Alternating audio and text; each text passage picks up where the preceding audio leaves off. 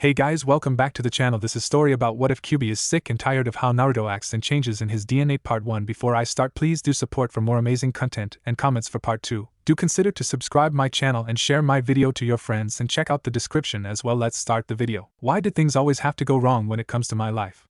Seriously, everything is screwed up. How, you may ask? Had things in one Naruto Uzumaki's life gone so wrong? Well, he was supposed to have a normal childhood, family, friends, etc. But he had no clue as to who his parents were, and the villagers seemed to have a major grudge on him, treating him like he had a plague of some sort. Not sure if pranks deserved that kind of reaction. He was supposed to go to the academy, make friends, and graduate. That was a must. Couldn't be Hokage without graduating. Instead, he only had a few real friends, and most, if not all, of his classmates thought he was an idiot. To top off that situation, when he graduated, it was on his third try, more like third and a half, and only because he was tricked by Mizuki-sensei into borrowing, not stealing, the forbidden scroll and managed to learn a jounin level jutsu, and beat Mizuki-sensei with said jutsu. And he found out that apparently he was the vessel for the nine-tailed fox, Kyuubi, who apparently killed Irika-sensei's parents along with his and a whole lot of other kids' parents, leading the older generation to hate him. He was also supposed to, after graduating, get put on the same team as the love of his life and someone else tolerable, Shikamaru or Chuji maybe, as well as give his first kiss to his love of his life. But instead, while yes, he got put on the same team as Sakura, he also got put on the same team as the prick Sasuke team and gave, unwillingly, stupid random guy knocking him from behind, his first kiss to said prick. I mean, shit, if that wasn't screwed up, I dunno what is. And of course, now his C rank turned A rank mission is going wrong. Well, the turned A rank part could be counted as going wrong, not to Naruto. What was really wrong was that he, Naruto, was stuck with the team, Sasuke, in an icy trap made by the masked ninja. His nose told him it was Haku from the forest, dodging Saban, those needle weapon things, from what seems like all sides. Yes, it was really, truly wrong. He could see the needles speeding towards him, aiming to send him to his bloody, pointy, and surely pain-filled doom, when SAS team decided to play hero. What the hell? Why the heck did he do that? What the hell? He could have dealt with it on his own. Really? So again, why the fucking hell did he do that? When he voiced his thoughts, not quite as angry sounding as he'd hoped, but whatever, stupid Sasuke sprouted some lame brain reply, I don't know. Liar. How in the hell would the so-called Rookie of the Year not know why he had jumped in front of a lethal attack? Wait, lethal? Crappity crap crapper. He's dying. Fuck, and now he's muttering something about killing someone for revenge, surprisingly not Haku, or something? He's got his priorities skewed if that's what he's thinking about when he's playing Pincushion. Fuck, what? Now he's playing Fountain. Frig, how the hell could he do that? How the hell could I let him do that? How the hell could Haku do that to the team? His anger shifted from Sasuke to himself, until it settled on the masked nin hiding in those stupid mirrors of his mind flooding with rage. Naruto felt himself filled with a bubbling heat, fire pumping through his veins, making him feel stronger, everything coming into sharp focus. It was actually starting to hurt. Ow, ow, ow, ow, ow. Stupid mist particles. No focus. Don't get distracted. Have to beat this guy so Sasuke can get some, maybe a lot, medical attention. Naruto could hear his heart beat. Weirdly enough, it was slowing though. Damn it. That guy Kakashi-sensei's fighting needs to be dealt with too. Now how the hell am I supposed to go about this? Break these mirrors and punch this guy in the face. Then, while he's distracted, make a dozen or so clones, and get half to Kakashi and have the rest circle you too. It made sense, so didn't stop to question the weird voice he was hearing from the back of his head. Never mind the fact that he had a voice that was very obviously not his in his head. Shooting forwards toward where he felt the fake hunter nin was. Don't ask him how he felt it, he just did. He punched his way through it. Sadly enough, it was only the icy mirror. So he pivoted and followed where he knew Haku escaped to, slamming out a burst of energy to speed himself up. Apparently it was a big burst because he could hear it shatter the rest of the mirrors. Wait, isn't that bad luck? Fuck, he got in front of Haku.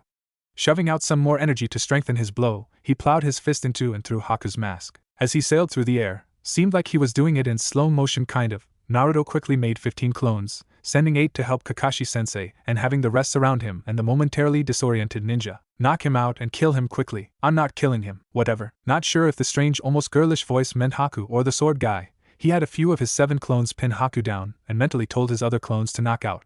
Only knock out, there in Kakashi's opponent. Getting to Haku, he couldn't help but ask why he did what he did. Haku ended up telling him about his old home, his family, and how Zabuza saved him. Well, I didn't ask for his life story, but maybe after we finish Gato, haha cake, they can come back with us to Konoha. Haku seemed to have noticed somehow that Zabuza was in trouble because he looked a little panicked and seemed to be preparing to break free. Knock him out already, I'm getting to it. Jeesh. Naruto tried not to think about the fact that he had a voice in his head telling him what to do and he was doing it. Slugging Haku in the face and knocking him out, he got one of his clones to tie him up, just in case, and left with the rest of his clones to help Kakashi and protect Tazuna. Ouch. Naruto's eyes were seriously starting to sting like crazy, tearing up a little from it. His body was starting to achy and shaky too, so he picked up speed before his adrenaline rush, what else could it be, left him, and he started feeling his wounds from Haku again, before the fight was over. SAS team, you'd better be alright. I still owe you an ass kicking, you douchebag. The mist was clearing, allowing Naruto to see that only 2 of his clones were left with Kakashi. He looked a little tired but not life-threatening, and Zabuza was looking just about ready to keel over, but with way less wounds than Kakashi. Naruto used what mist was left to head around Zabuza, leaving 1 clone with Kakashi, 1 with Tazuna and Sakura. WTF? No friggin' injuries? And letting the rest dispel to get some chakra back. This also brought back some information. The clone he'd left with Haku and Sasuke had apparently, gently, moved both forms out of sight behind some equipment, and noticed that a horde of thugs were heading their way, led by a little greasy old guy with a cane and a broken arm. Send a clone back there, henge into Haku, and play dead. Trusting the strange voice. And it was strange. It could just as easily be male as female, and was strangely husky. Naruto did just that, making some plans of his own from the voices. Kakashi said something about finishing this, and Naruto saw him start to collect crackling energy into his hand. Oi! Zabuza! What did you do if that cake guy wasn't paying you anymore, huh? Naruto half yelled. He would have yelled full out, but his throat was throbbing a little. Stupid brat, I wouldn't do anything. Killing the bridge builder won't be my job anymore. Kakashi wondered what Naruto was doing, first missing out at a perfect sneak attack, or he could have just not thought about it, you couldn't tell with Naruto, and now starting a conversation, distracting him from finishing Zabuza off? Sure, it was a smart move sending the clones, but maybe that was the limit? Zabuza was wondering along the same lines. Naruto hid his grin. Not that hard to do actually. The throbbing in his throat had spread to encompass his mouth too. Hey, Kakashi-sensei, that would mean that we wouldn't have to fight this guy anymore, right? I guess. Why? From the sidelines, Sakura yelled, Naruto, you idiot. Why would that matter? Naruto didn't get to reply because the mocking voice of whom he believed to be Gato came from the unfinished end of the bridge. A/N will be short version because he's annoying, but otherwise parallel to anime. Well, came his smoke-rough voice, the demon of the mist getting beaten up by a bunch of kids. Ha! Seems like you aren't worth what you're charging me. Gato, I'm handling this, Zabuza growled out. By this point, Gato had walked far enough in to see Haku, giving a mini-rant about how he was stupid and evil for breaking his arm, and spat and kicked Haku in the side. Naruto had to concentrate to keep the clone from going poof, and then from having his clone jump up and kick him. Seeming to remember himself, he looked at Zabuza with an annoyingly superior look and said, well, you see, you're getting to be just too expensive, so I'm going to have you killed. This was supported with a couple of chuckles from the mob of thugs behind him. Kakashi blinked, then looked to Zabuza. Are you sticking to what you said? Zabuza glared at Gato as he kicked Haku's dead, for he must be, or else he would have been at his side earlier or retaliating now, form replying yeah.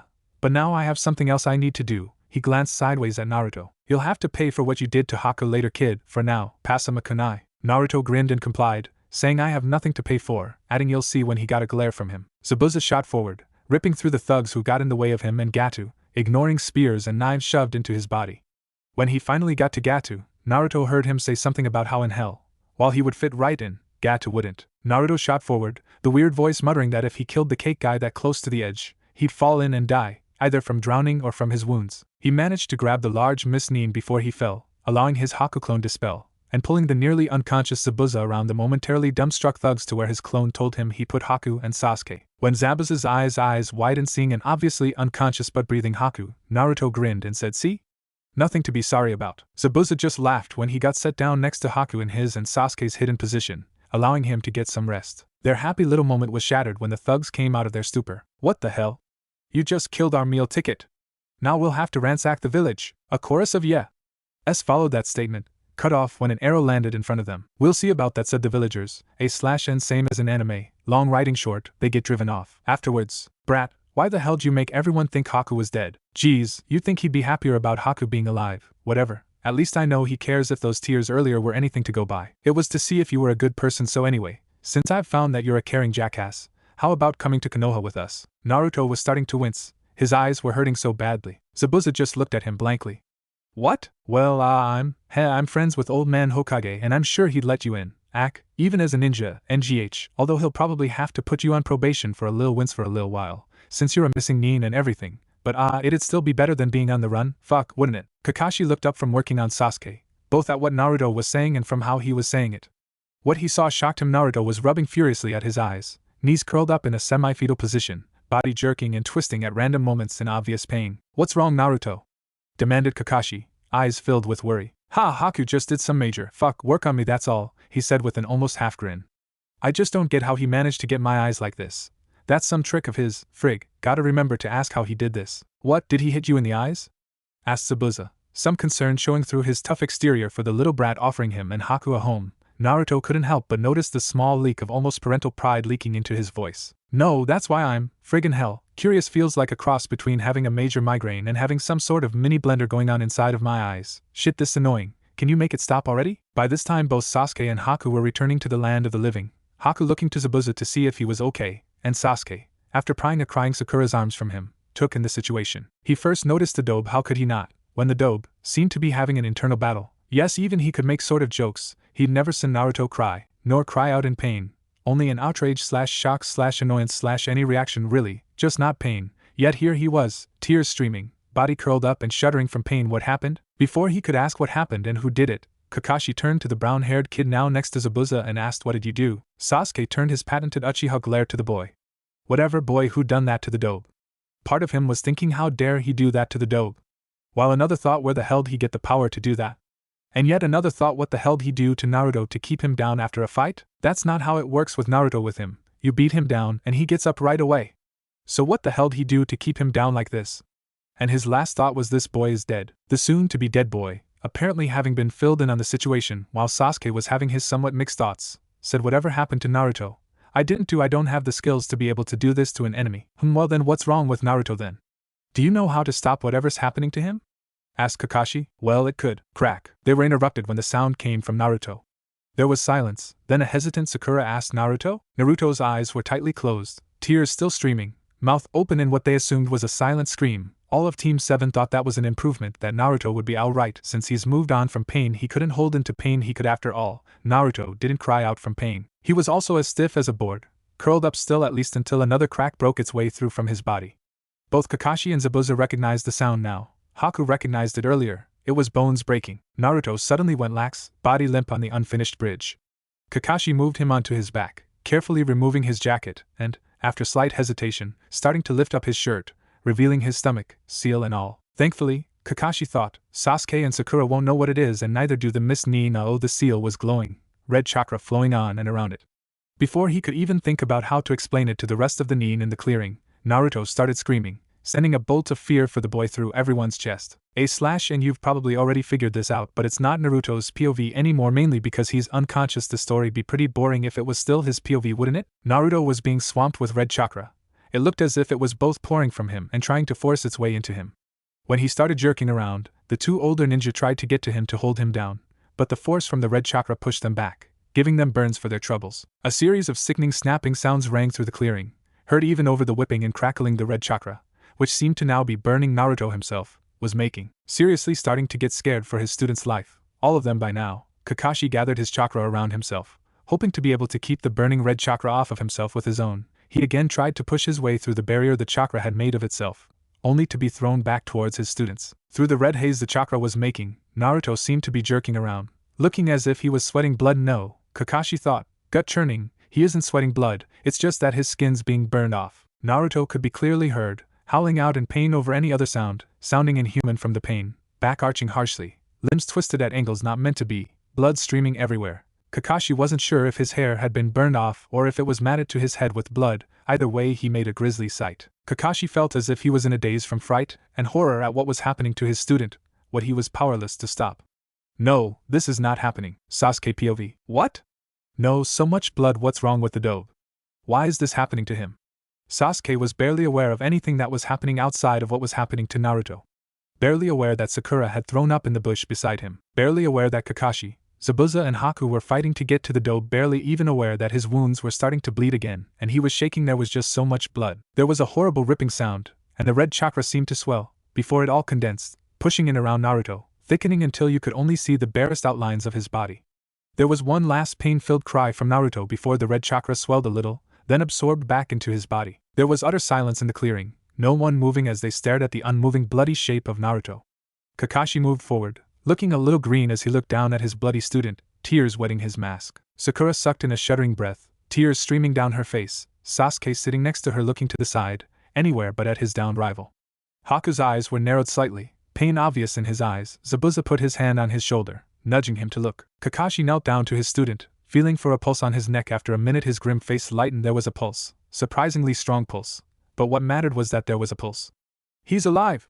he said with a relieved sigh. Sakura shot forward, bawling her eyes out, and grabbed Naruto to shake his form, only stopping when Sasuke got to them, then hugging him to her, giving a teary smile to Sasuke. She changed targets for her hugging, alternating between Kakashi and Sasuke, sticking with him when Kakashi picked up her teammate, blushing slightly when she realized that she had been hugging Naruto when he was naked. His clothes had burned off with everything else. At the house, after making Tazuna keep himself and his daughter and Inari stay back, not wanting to make them see Naruto in such a bloodied state, he moved Naruto to his room, asking for a lot of bandages and a tub of water with a washcloth. When he got what he asked for, he started washing the blood from him.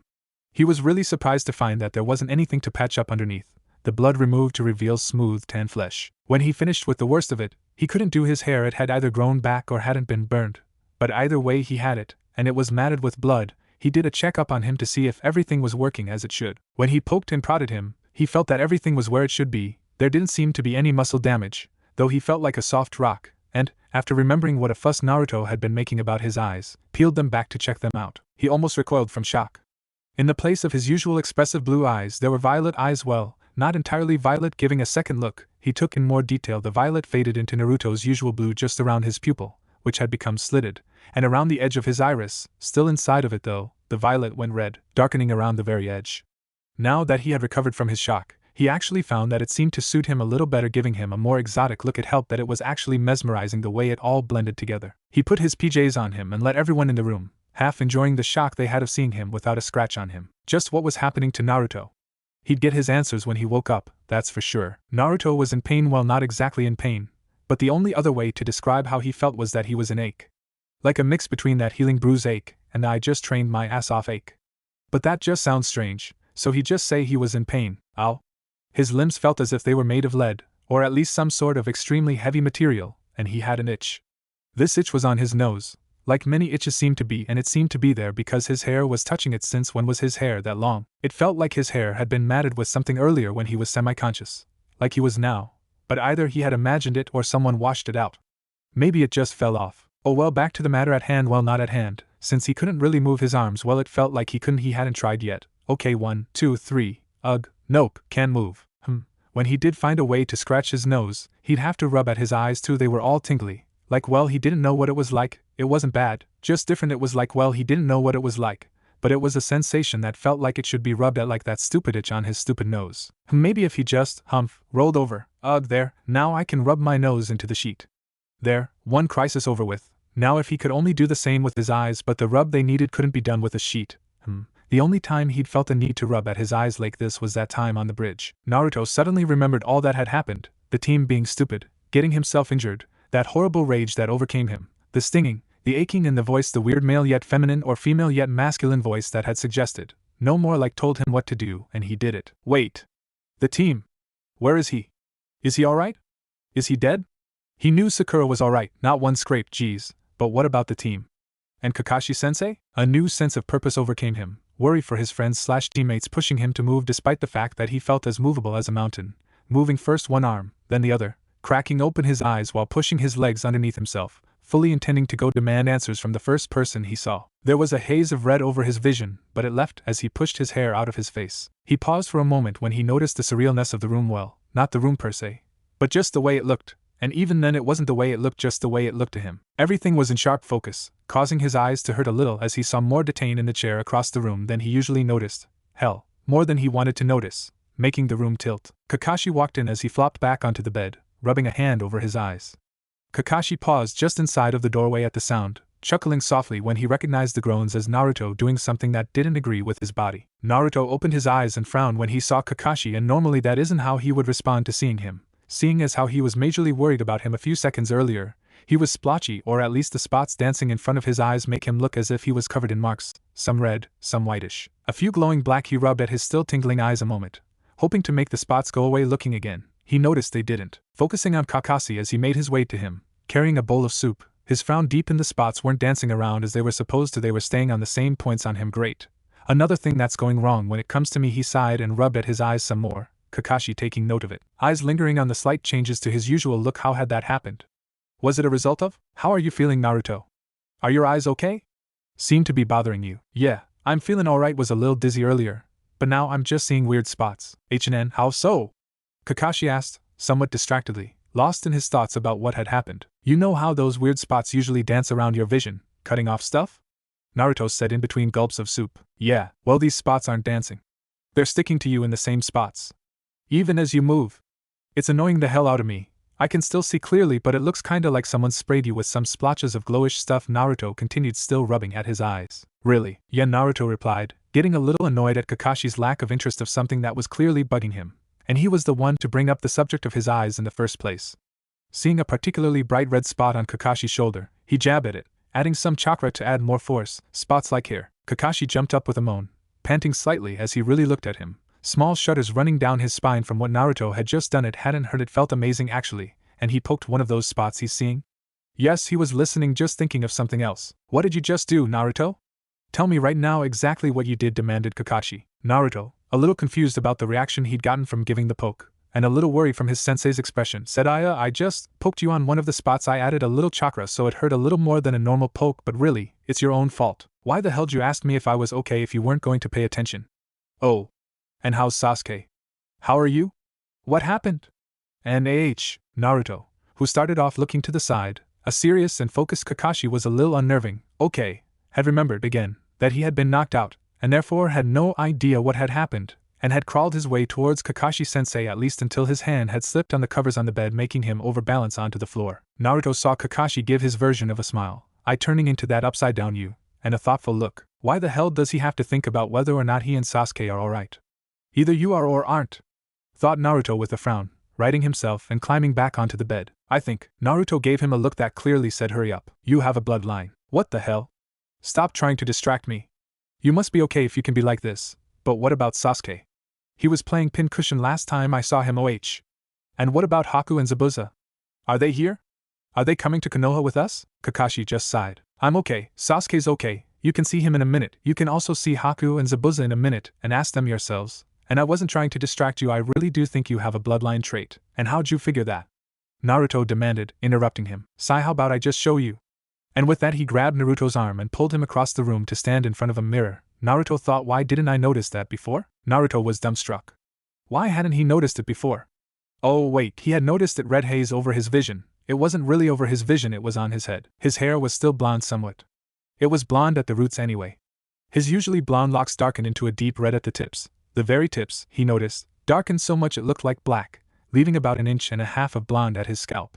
While he was noticing everything else about his hair, I'm going to start sounding like Sasuke soon, he confirmed something he'd noticed earlier. It had apparently grown about 1 inch or so, now touching down to his shoulders, and that meant that the majority of his hair was now red. What the hell, now my hair looks sunburned. His bangs, now slightly in his eyes from their length, also brushed his cheeks. His whisker-like marks on his cheeks looked darker, even more like whiskers. Well, the small exclamation drew his attention to something else different, something that he definitely didn't have before whatever happened did. He had fangs. Not just pointier than normal canines, but fangs.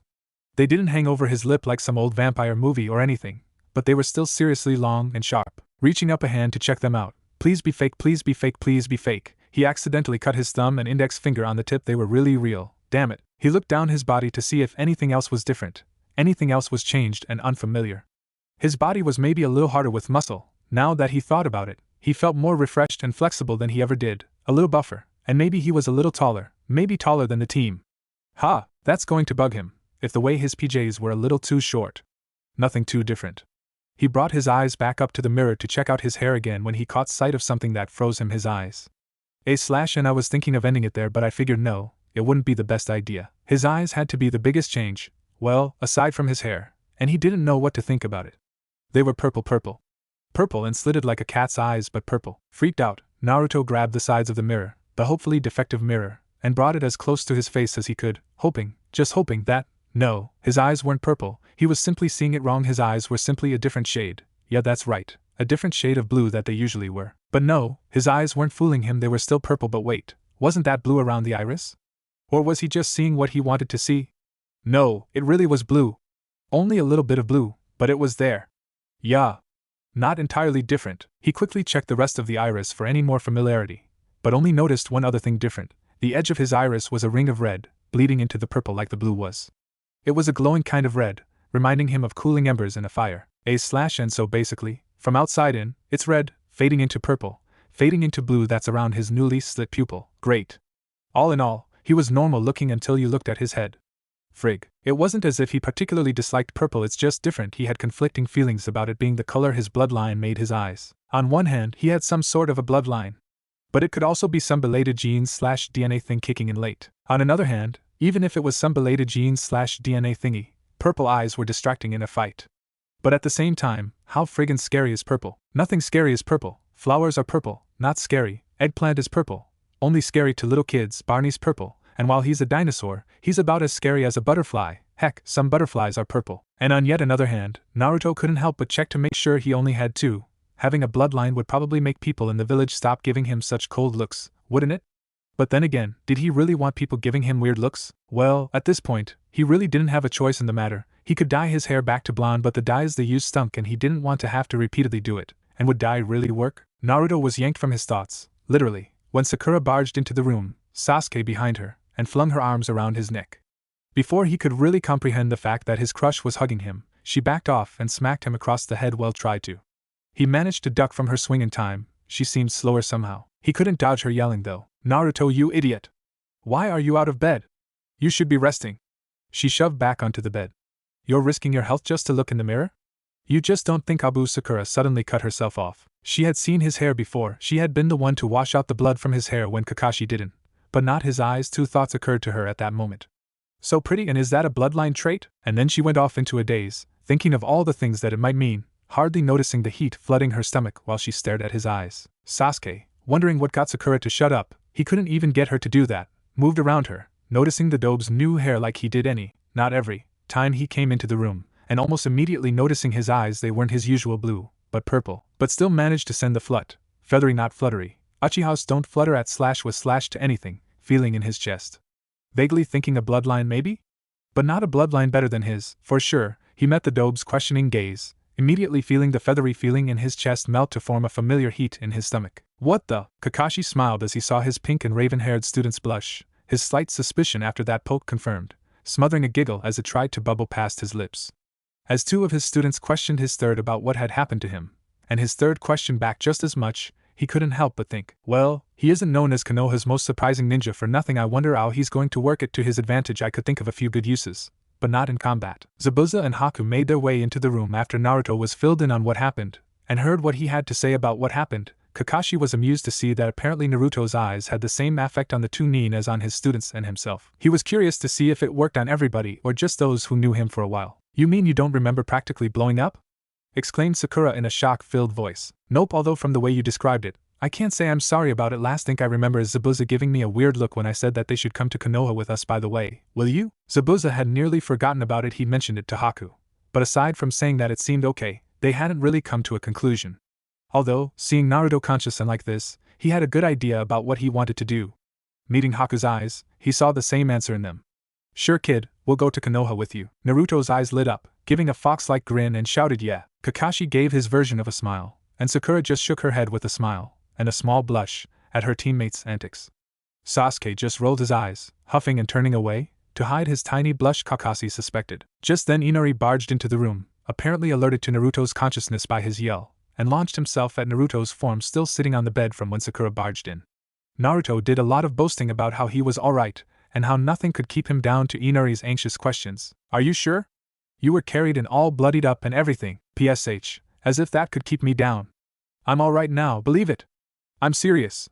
I feel better than I ever have before. As everyone relaxed, the subject of what to do about Naruto's bloodline, he tried to tell them his hopeful theory about it being belated genes/DNA stuff, and they ignored him, and how to figure out what it did. Naruto wanted to know if he'd ever get his eyes back more, but they ignored him. They were planning to have him try softly hitting the spots to see what each color did on one of them, and then on each of them. If the first experiment proved that it wasn't too damaging, Naruto tried to protest about doing it, but they ignored him, and Naruto couldn't help but notice the weird twinkle in Kakashi-sensei's eye when they said that. They all, Naruto's opinion wasn't heard, agreed that after they figured out what it did, that he should start integrating it into his fighting style. Naruto noticed the twinkle again, and Kakashi chuckled, the nerve. Eventually it was decided that Kakashi would be the first guinea pig, seeing as how he'd already been hit with it, Naruto pointed out that it was just a poke. They all headed out that afternoon while Tazuna went to the bridge. Naruto sent clones, Kakashi choosing the clearing where he, for lack of a better word, changed. Sasuke and Sakura still say he pretty much exploded. Naruto gaped when they reached their destination.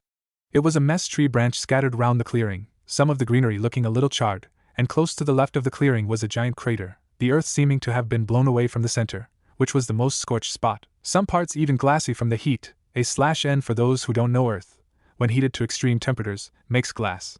Sasuke and Sakura didn't help his shock by saying, both in their own ways, told you so, you exploded, so there. Kakashi moved to a less damaged area of the clearing, motioning Naruto to face him. Now then. You said earlier that you're seeing three main colors, red, black, and white, right? Yeah, although now that I'm looking carefully, the white's more like a really bright red, kind of like how the fires in a blacksmith's work area's fires will go almost white when they get really hot. But otherwise, yeah, it's pretty much white, so what? Do I just poke you in a red spot, see what that does, then do the same for white and black? Pretty much. Let's start. I'll tell you what each felt like after you've done each. For now, let's go in the order you just said. Let's start with red, with no chakra, then with chakra. Try out different ways to hit the spot, like harder, softer, whatever. Naruto, feeling a little unsure of himself, poked him the same red splotch he had earlier, watching as a little blush make its way above his mask. Are you okay, sensei? You're getting a little red. Kakashi just nodded for him to continue. Naruto then tried hitting him hard then soft on that same spot. He noticed that all the spots were getting a little brighter, well, the black darker, and next tried brushing it, both hard and soft. Kakashi continued to get redder, shifting a little. Naruto was thinking that apparently whatever his bloodline did, it was uncomfortable. He tried a number of things, including poking him repeatedly. He heard a sort of laughter from their audience, dragging his nails against the area, even attacking the area surrounding the red area. After he couldn't think of anything else to do, he told Kakashi that he was moving on to using his chakra. He tried everything he did prior at least twice, using less or more chakra, being sure to tell Kakashi, and trying to get his chakra to soften or harden the hit. When he was done, Kakashi was panting slightly, and he was very obviously red in the face. Are you okay, sensei? Do you need a break or something? Kakashi just waved him off, panting slightly and muttering a later when he was questioned what the number of touches were doing.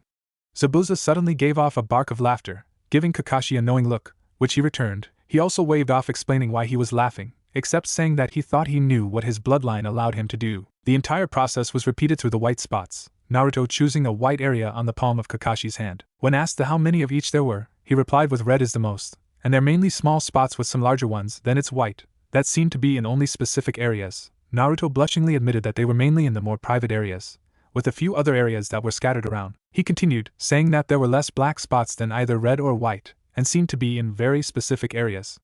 By the end of the white spots session, everyone was sitting down, Kakashi's legs having let out beneath himself at one point. Kakashi was panting heavier, and Zabuza kept chuckling any time Kakashi gave a loud response. Naruto tried again to get Kakashi to take a break, but was waved off again.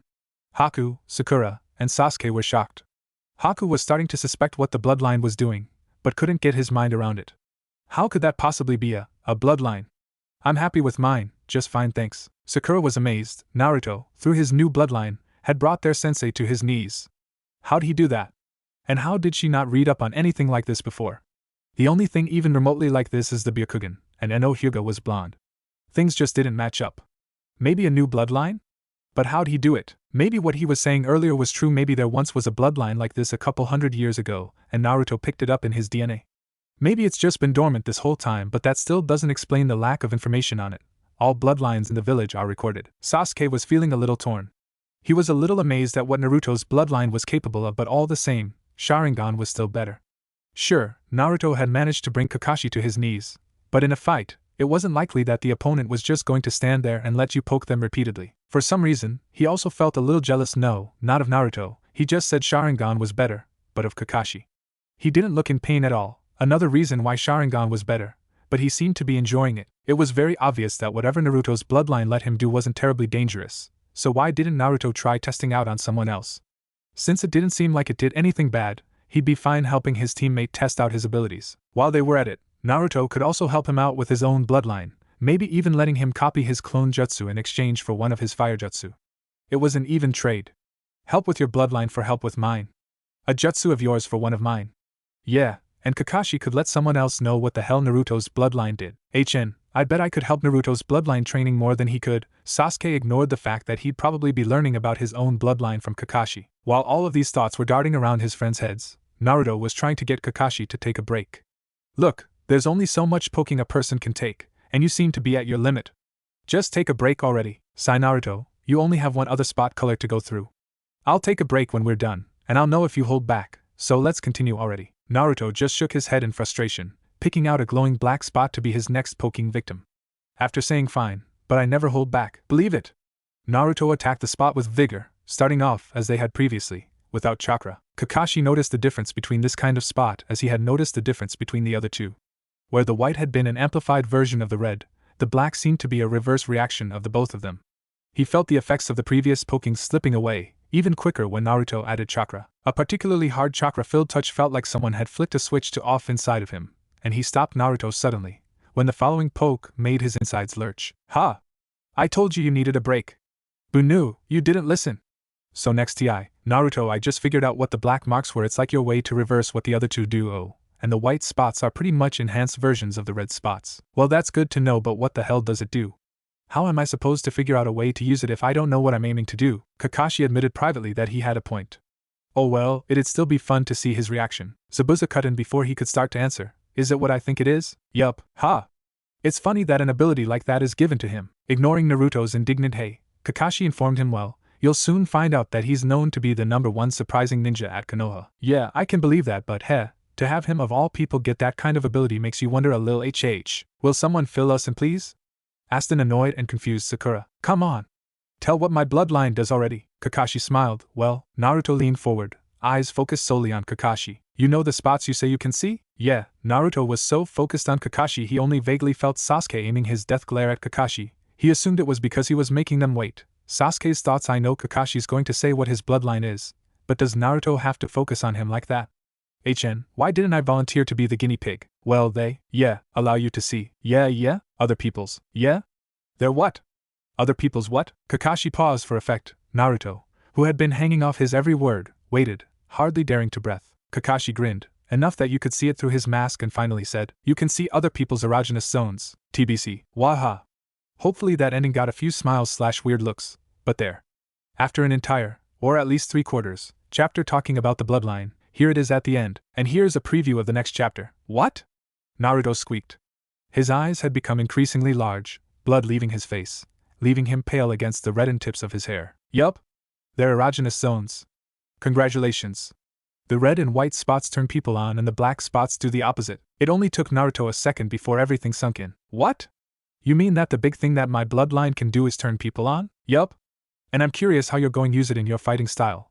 I admit I can't really think of a combat use for this skill. You mean that you can't even think of a way this could be useful in a fight? Well, I guess you could use it to distract your opponents. Hokage knows that's a distraction in a fight. Enough.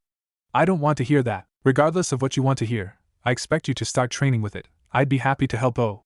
And I expect you to be thinking about other uses for it. Wouldn't want a talent like that be put to waste. And with an entirely too cheerful look on his face, he waved and walked off, Zabuza and Haku following. Zabuza laughing to himself and Haku giving him a slightly worried look. Sasuke and Sakura looked at Naruto, seeing he flopped himself down, and was looking at his hands with a slightly horrified expression. Sakura reached out hesitantly, resting her hand on his shoulder and giving him a little shake.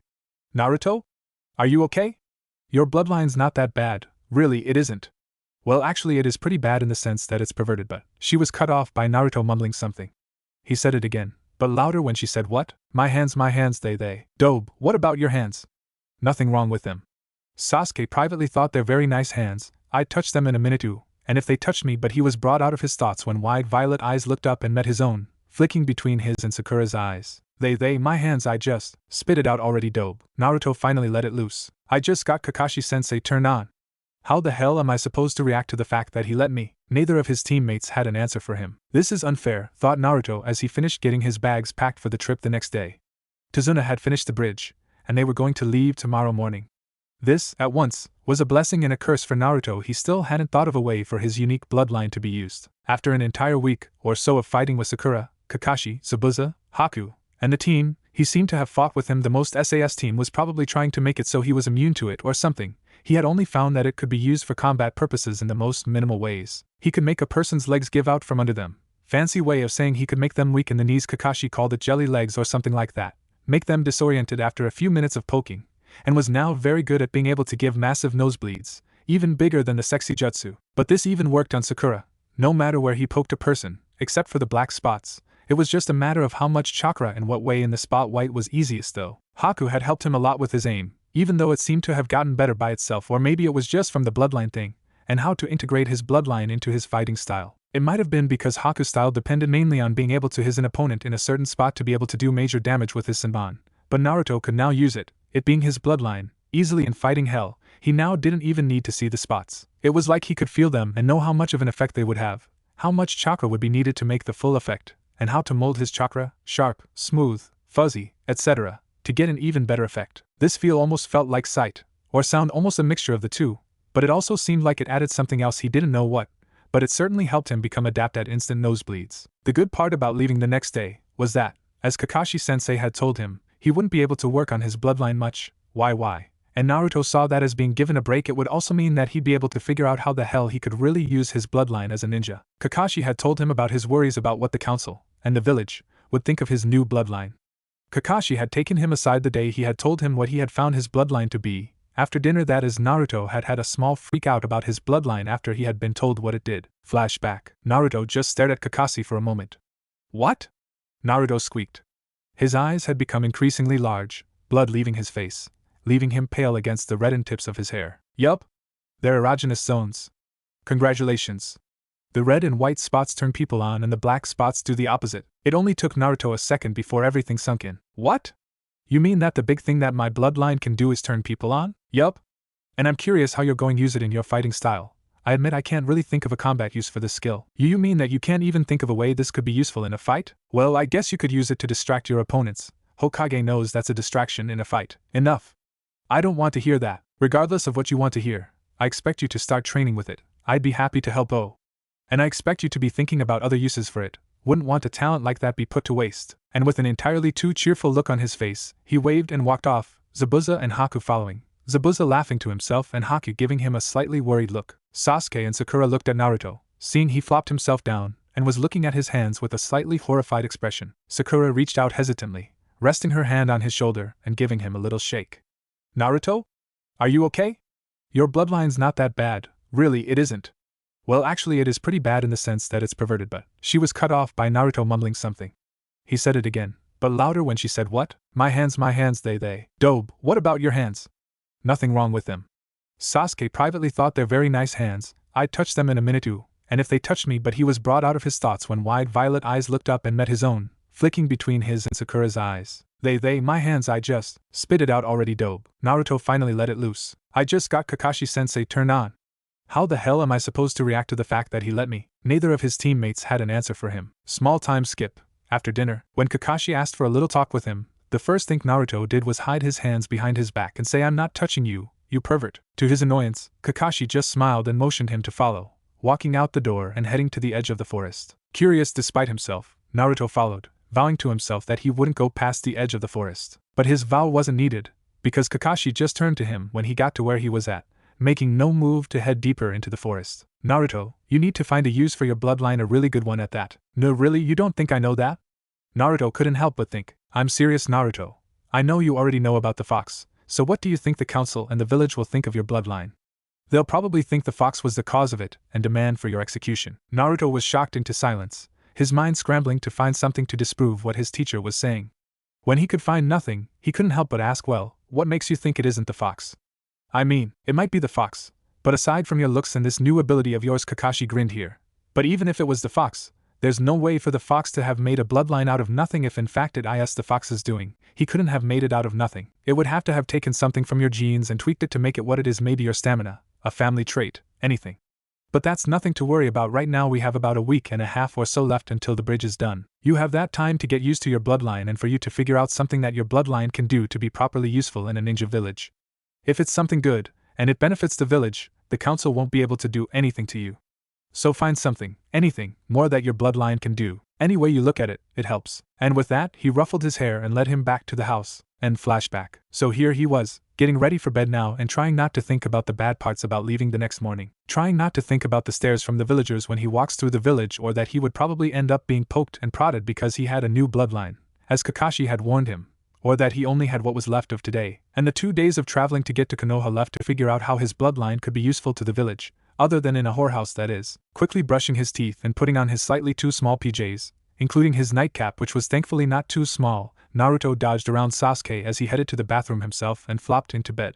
Sasuke's been acting weirder than his usual emo self, wonder what that's about. And Sasuke had been acting weird aside from the increase in their sparring to help train with their bloodlines. He went out of his way to make him annoyed, more so than usual at least, and the team couldn't seem to look at him in the eyes without going red. This was found out along with the fact that he kept on staring at him. The bastard. Maybe he was sick? The thought that he couldn't look him in the eyes brought Naruto to two other thoughts. One, which Sakura couldn't seem to look him in the eye without going red either, and two, that his eyes had gone back to normal the day before. The second thought was a happier one than the first, so Naruto focused on it as he tried to get to sleep, knowing that he'd eventually start thinking about the first otherwise. Glancing in the mirror that was still in the room he and the team shared, he was cheered to see his bright blue eyes staring back. He had felt the tingly feeling in his eyes return right before he headed in for the night, and had glanced in the mirror like he was doing now. He hadn't, at first anyway, noticed anything different, but that didn't last long until a giant grin spread across his face. He even ignored the fangs peeking at him from his own mouth, hollering for his sensei and teammates. When they got to the door, he opened his eyes as wide as he could and pointed to them, trying to get them to make a connection as fast as possible. He quickly told them about how his eyes had tingled, adding that it was the same feeling as the time on the bridge but stopping quicker. They hadn't been quite as excited as he was, but they were cheered at his enthusiasm, giving him smiles, a smirk in one case. Kakashi had made him try to get his eyes, should probably make a name for it, huh? To come back, Naruto could now turn his eyes on and off at will, never mind the fact that that was essentially what his eyes allowed him to do to other people. That train of thought was at its end and Naruto couldn't think of anything else to add to it, except for maybe that he was kind of starting to sort of get used to / accept the fact that his bloodline was a perverted one, and Naruto resigned himself to the fact that he'd end up thinking about Sakura's behavior towards him with a sigh. Sasuke happened to have walked in at that time and gave him an inquiring look, to which Naruto just shook his head and stretched out on the bed, raising his shirt slightly to scratch his stomach and rolling his eyes as the team looked away, red in the face again. What was his problem? Probably jealous because of my awesome physique, Sasuke's mind. Skin. I just want to lick that tattoo, insert blush, and Sasuke mentally hitting himself, and after a week of getting turned on by Naruto on purpose, you can't expect him not to be affected XD. Anyway, Sakura had been treating him weirdly too. She also avoided his eyes, and went red in the face for reasons he couldn't think of, and she kept touching him for no reason, not that he was complaining of course. She touched his arm when she already had his attention. Her foot and or leg always touched his leg at least twice under the table during dinner. He had at first thought it was Sasuke kicking him under the table.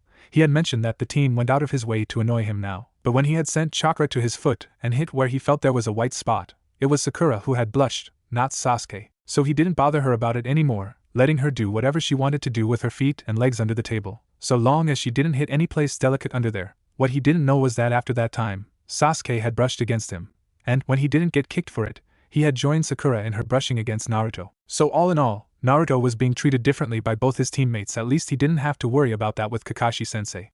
He had made it his mission to make perverted comments about his bloodline, and just teasing him overall, and he could deal with that. He could deal with teasing. It was out in the open, and he knew from it what was on his teacher's perverted mind. He couldn't deal with his friends treating him oddly and being silent about it. Sure, they still talked to him and everything, but it was the subtle touches, the fact that they wouldn't meet his eye, that was what bugged him. Glancing at the clock, Naruto was startled to find that it was well into the night, a little after midnight. Listening intently, he noticed that his already sharp hearing was even better. He could hear the steady breathing of Sasuke and Sakura in the next room over. He could also hear the soft snores of Kakashi and Zabuza, as well as the soft breathing of Inari's mom and Haku's half-asleep breath. He knew Haku would be awake in a second if anything was wrong, next to Zabuza. He searched for Inari's breathing, finding it a moment later, but not the way he thought he would. Inari was awake, and tiptoeing his way towards Sasuke and his room. I wonder what he wants? When he heard Inari get to his door, he closed his eyes and pretended to sleep, evening out his breath and relaxing his body. If he wants me awake, he'll knock. If he's trying to be sneaky, he'll slip inside and do whatever it is he wants to do. He heard his door open, and Inari crept into the room, holding his breath. Inari slowly made his way towards his bed, where he looked, to Inari at least, to be sleeping. When he got in front of him, Naruto focused on making his breath as even as he could, shift a little as if in sleep, lazily rub his stomach. Inari didn't do anything for a minute, just standing in front of him. Naruto wondered what he was doing here. He almost jumped when he felt a hand on his cheek, moving to trace where he knew his whisker marks were. What the hell is with all the touching? Naruto wasn't quite used to touch. He had been pretty much on his own when he was little, and Naruto's experience with touch went from accidental to someone ruffling his hair, to the required contact to fight, punches, kicks, etc. So the sudden amount of people touching him just because was making him a little uncomfortable, more like freaked out. Inari's hand had moved from his cheek to tracing his features, and was making its way to his hair. Naruto could feel heat trying to creep up his cheeks. Why, he never know, and fought it down. Inari was running his fingers through his hair now, shifting closer to the bed now, and Naruto, slightly freaked out, shifted so he was more on his stomach. Inari paused, his hand still buried in his blonde to red locks, and when Naruto didn't make any more movements, continued with his petting. There was no other way for Naruto to describe it, moving so both of his hands were buried in his hair, stroking through his locks. Naruto was starting to feel really freaked out at this. What the hell is he doing? Why the hell is he doing this? What the hell? And when Inari gave a slight pull on his hair, Naruto pretended to start waking up, shifting a little and scrunching up his eyes. Inari grabbed his hands back with a gasp, and froze. Naruto rubbed at his eyes a little as he rolled onto his back, adding to his little act, giving Inari some time to think up an excuse for being there. He was freaked out by what he did, but he didn't dislike the little guy. When he propped himself on an elbow and sleepily looked at Inari, giving a groggy what, he mentally applauded his performance. When Inari started stuttering something, Naruto focused on him, but remembered to blink sleepily a few times, and saw he was in his own PJs. Looking down with a blush on his face, Naruto admitted that if he had been doing what Inari had been doing, he'd blush too, fiddling with his hands. Inari seemed to have come up with an excuse by the look on his face. I had a nightmare and I was wondering. Naruto thought that this way of speaking reminded him of someone from his class, but who was it again? Oh well, unimportant right now. Inari seemed to be having an issue with getting out what he was wondering, so Naruto gave an encouraging yes? But Inari just flushed a deeper shade of red. At least I thought it was encouraging before Naruto could think of anything else to say. Inari seemed to calm himself down somewhat. Still looking down and looking embarrassed, Inari muttered, well, I was hoping I could maybe spend the night? Naruto stared for a minute, uncomprehending. He wants to sleep with me? Inari, embarrassed by Naruto's blank stare, quickly looked away in embarrassment, and started slowly shuffling away, muttering a well if you don't want to. Naruto was a little alarmed. He didn't want Inari to think he was snubbing him, he just oh shoot. He's leaving. Frig, what to do? Don't want to hurt his feelings so. Sure, the small word was out before he could think about it. Inari stopped. Naruto froze. Inari started turning back around. Naruto was still frozen, his half-smile in place, still propped up by his elbow. Inari had a small smile on his face as he made his way back to Naruto, and Naruto was so relieved that he kept Inari from feeling bad. He made space on the bed and pulled back the covers for Inari without a thought. As Inara settled by his side and said goodnight, he replied with his own and settled onto his back to try to get some sleep, closing his eyes. It was only then that he remembered the strange behavior from Inari. Shoot! The nightmare was just an excuse. Why the hell did I say yes? He probably would have been relieved that he got away, but he could have gotten away with only the bit about the nightmare. Why ask to stay the night then? Now that he thought about it, he remembered that Inari had also been acting strange. Well, he didn't know what his usual habits were, but Inari seemed to want to stick to him like glue. When it was his turn to guard Tazuna, couldn't see what from though, Inari went with him. When he was in the house, Inari stayed with him. Inari seemed to want to be wherever Naruto was, blushing at praise, and when Naruto grinned at him or even laughed with him. Great, more weird behavior, at least he doesn't blush as much as the team and Sakura. Naruto noticed Inari was still awake, pretending to be asleep, but still awake. Figuring that he was just uncomfortable with the fact he was sleeping next to him, Naruto pretended to fall asleep to make him more comfortable. Well, he did seem to relax. He relaxed enough to move himself under his arm, set his head on his shoulder, and drape his arm across his front. Naruto sighed a little when he felt him fall asleep, and resigned himself to Inari's weird behavior. Peeking at Inari, he noticed he even had a blush on his face in his sleep, snuggling himself more into Naruto's chest. Naruto gave a slightly bigger sigh, and prepared to go to sleep, drifting off into his subconscious, dreaming of when he wasn't surrounded by people acting weird, when he was just Naruto Uzumaki, when he didn't have a bloodline and when he was normal. As he slipped into his dreams, he didn't notice the glittering red Sharingan eyes swirling at him and Inari, nor the patented Uchiha death glare aimed at Inari. He didn't even hear his room and teammate mutter stupid kid stupid dough. Team. Okay, so maybe he did hear the last part, or it could just be he has an instinct to respond to that insult. Ugh, it's time to get up, frig. I only have until we get to Konoha to figure out a useful use for my bloodline and figure out a name whatever, figure out a name later, when I know I'll be alive to tell it. So, what's important in the village? Strength, speed, no, wait. Those are important mainly in a ninja, but strength is important in the village, but there's a lot of different strengths in a village. Maybe I should get up now. Probably help me think with a full stomach, but I'm so comfortable even if my blanket's a little heavy and keeps moving around so comfy. I'm so tired. Wonder why. Wait, moving? Naruto immediately went rigid. Now that he was paying attention, his blanket definitely had a distinctly human feel and shape to it, a small one at that. Inari. Oh yeah, he came into the room, acted weird, made up an excuse for his weird actions and acted weirder by asking to stay the night with him, and I said yes? Fuck. What to do now? He tried moving Inari to the side to get up, and he did, just to find that Inari had a death grip on his shirt. He tried prying his fingers from his shirt, but Inari just scrunched up his face and shifted his grip to clutching arms around his stomach. Frig, well this sucks. Maybe I should just wake him up. Naruto checked the time, 5:30 a.m., about a half hour until everybody would wake up or be woken up. At 6, Inari's mom usually got up, have breakfast, and then hit the road as if Inari'd get up at this time of morning for any reason, short of a hurricane. So that just left his teammates, both old and new. No way was he asking Kakashi or Zabuza. Kakashi would tease him about it relentlessly and Zabuza seemed to be his partner in crime. In that aspect, Sakura would kill him if he got her up early. The only options were Sasa team and Haku. The team got up about 15 minutes or so before he was supposed to. Crazy bastard, maybe it's lack of sleep that makes him such a bastard. Nah, he doesn't need a reason to be an ass, it's in his frigid emo programming. And Haku and Zabuza kept switching night watch. Maybe it's a force of habit? They were on the run for who knows how many years. Wait, they're still on the run now, aren't they? At least till we get to Konoha. So Haku's probably up right now. Of the two, he'd prefer Haku to Sasuke, seeing as how the team would probably turn this into some messed up case about how he couldn't even defeat a kid or something. As he listened for where Haku was, however, he found he was on the roof on the opposite side of the house, and if he called out to him, loud enough for him to hear him, anyway, he'd probably end up waking everyone up. That meant Sakura, who'd kill him while yelling about beauty sleep or something, Kakashi and Zabuza, wow, they'd get such a laugh, and Inari's mom and Tazuna. Naruto figured they'd be torn between laughter and concern as to why their son/grandson was in bed with a ninja, so he was stuck with trying to get the emo across the room to help him get untangled. Checking the clock again, he noticed he'd wasted around 10 minutes over his thoughts, so the team would be up and prowling around in about 5 minutes.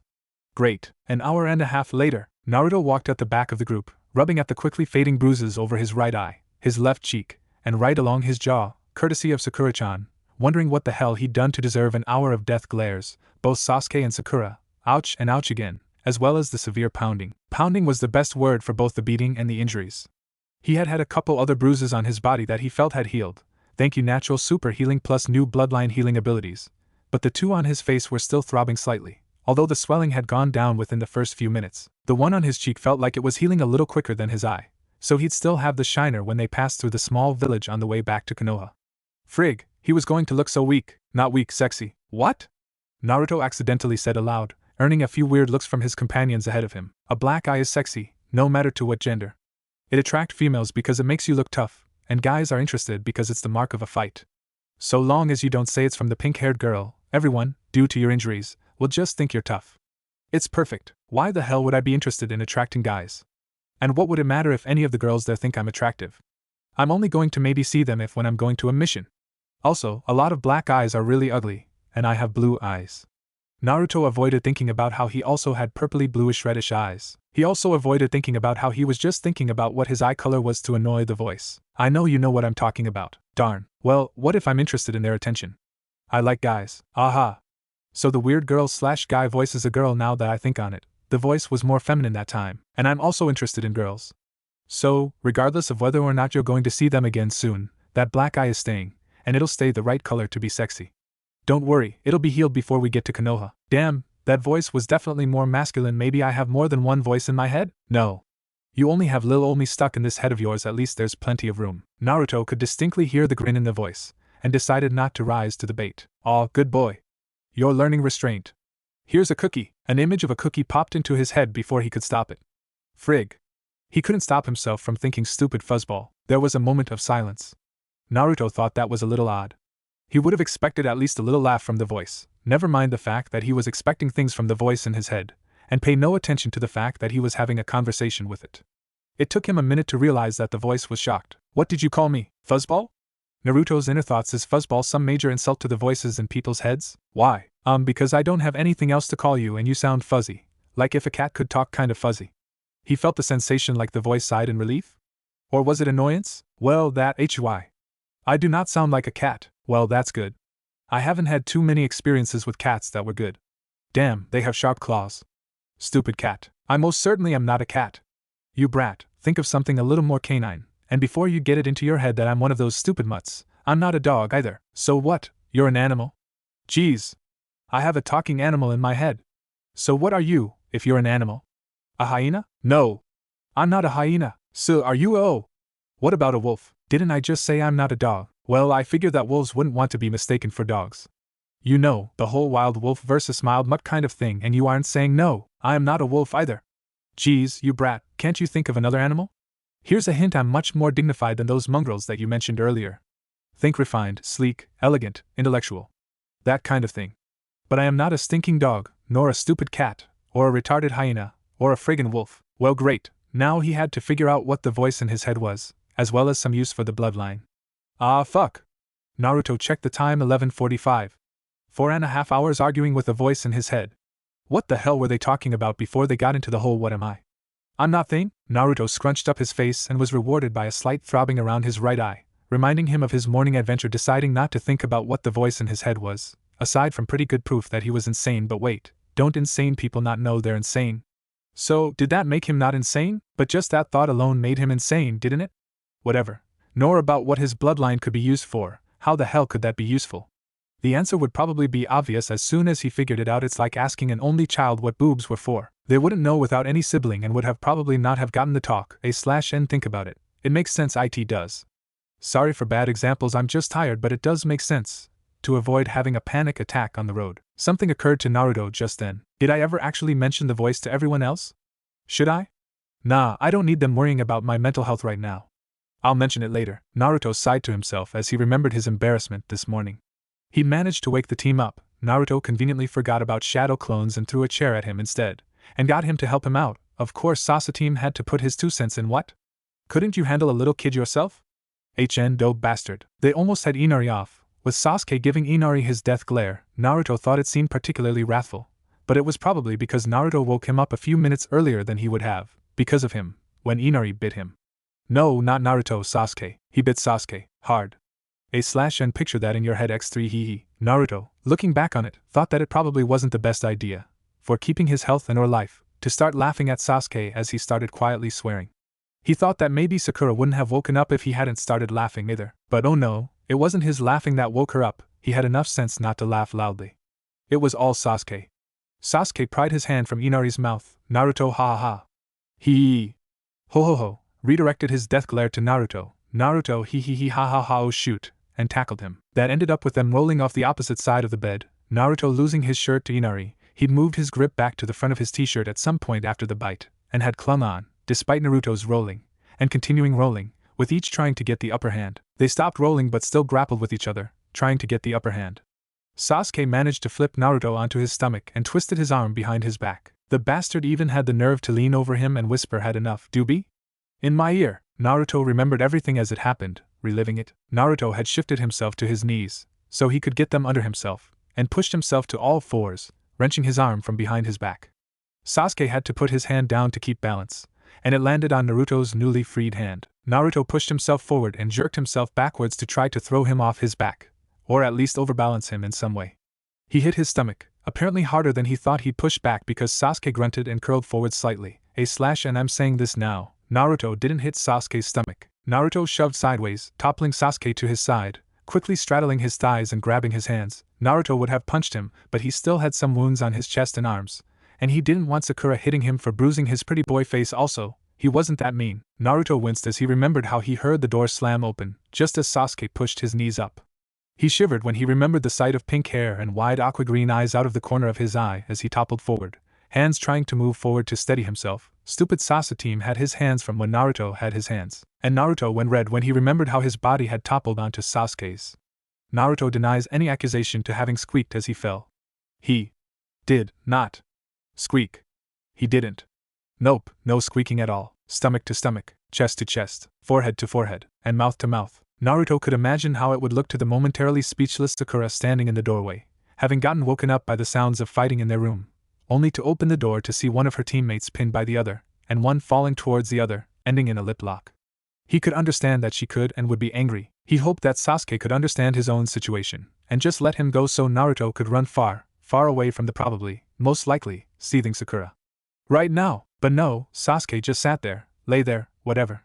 Maybe in shock, his eyes were a little wider than usual, maybe waiting for his revenge. He knew Naruto wouldn't hit Sakura back, and maybe that bite got infected somehow and made him brain dead in some way. Whatever. Either way, he just sat there, not letting go of a struggling Naruto's hands as he frantically tried to pry himself from him. And he had landed in such a way that he couldn't push himself up without his hands. Ignoring the fact that Naruto's eyes were darting fearfully back and forth from Sasuke to Sakura, begging Sasuke with his eyes to let him go. Naruto pushed down with his hips, earning a grunt from Sasuke, and pushed his chest up, hoping his head and mouth would follow. Please.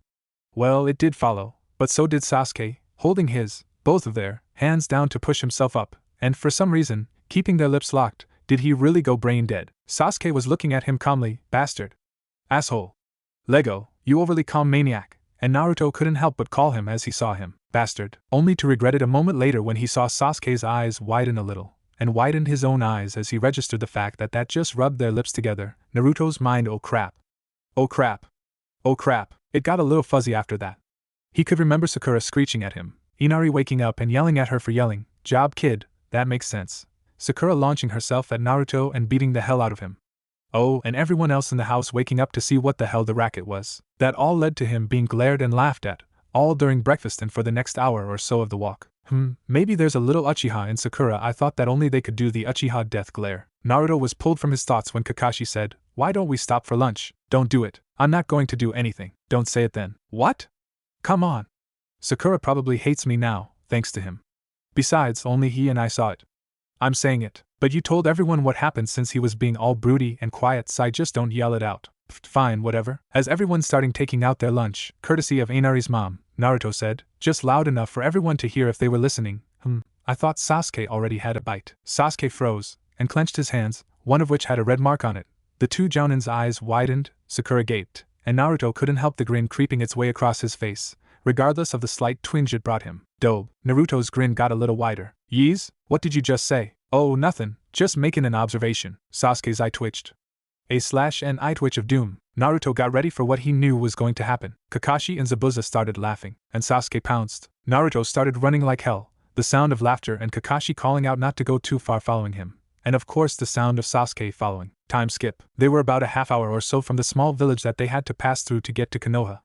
They were going to stay the night at a small inn, and Naruto figured that they'd get to Konoha at around noon the next day. Naruto rubbed at the newly darkened bruise along his jaw. Sasuke had managed to get a hit on him.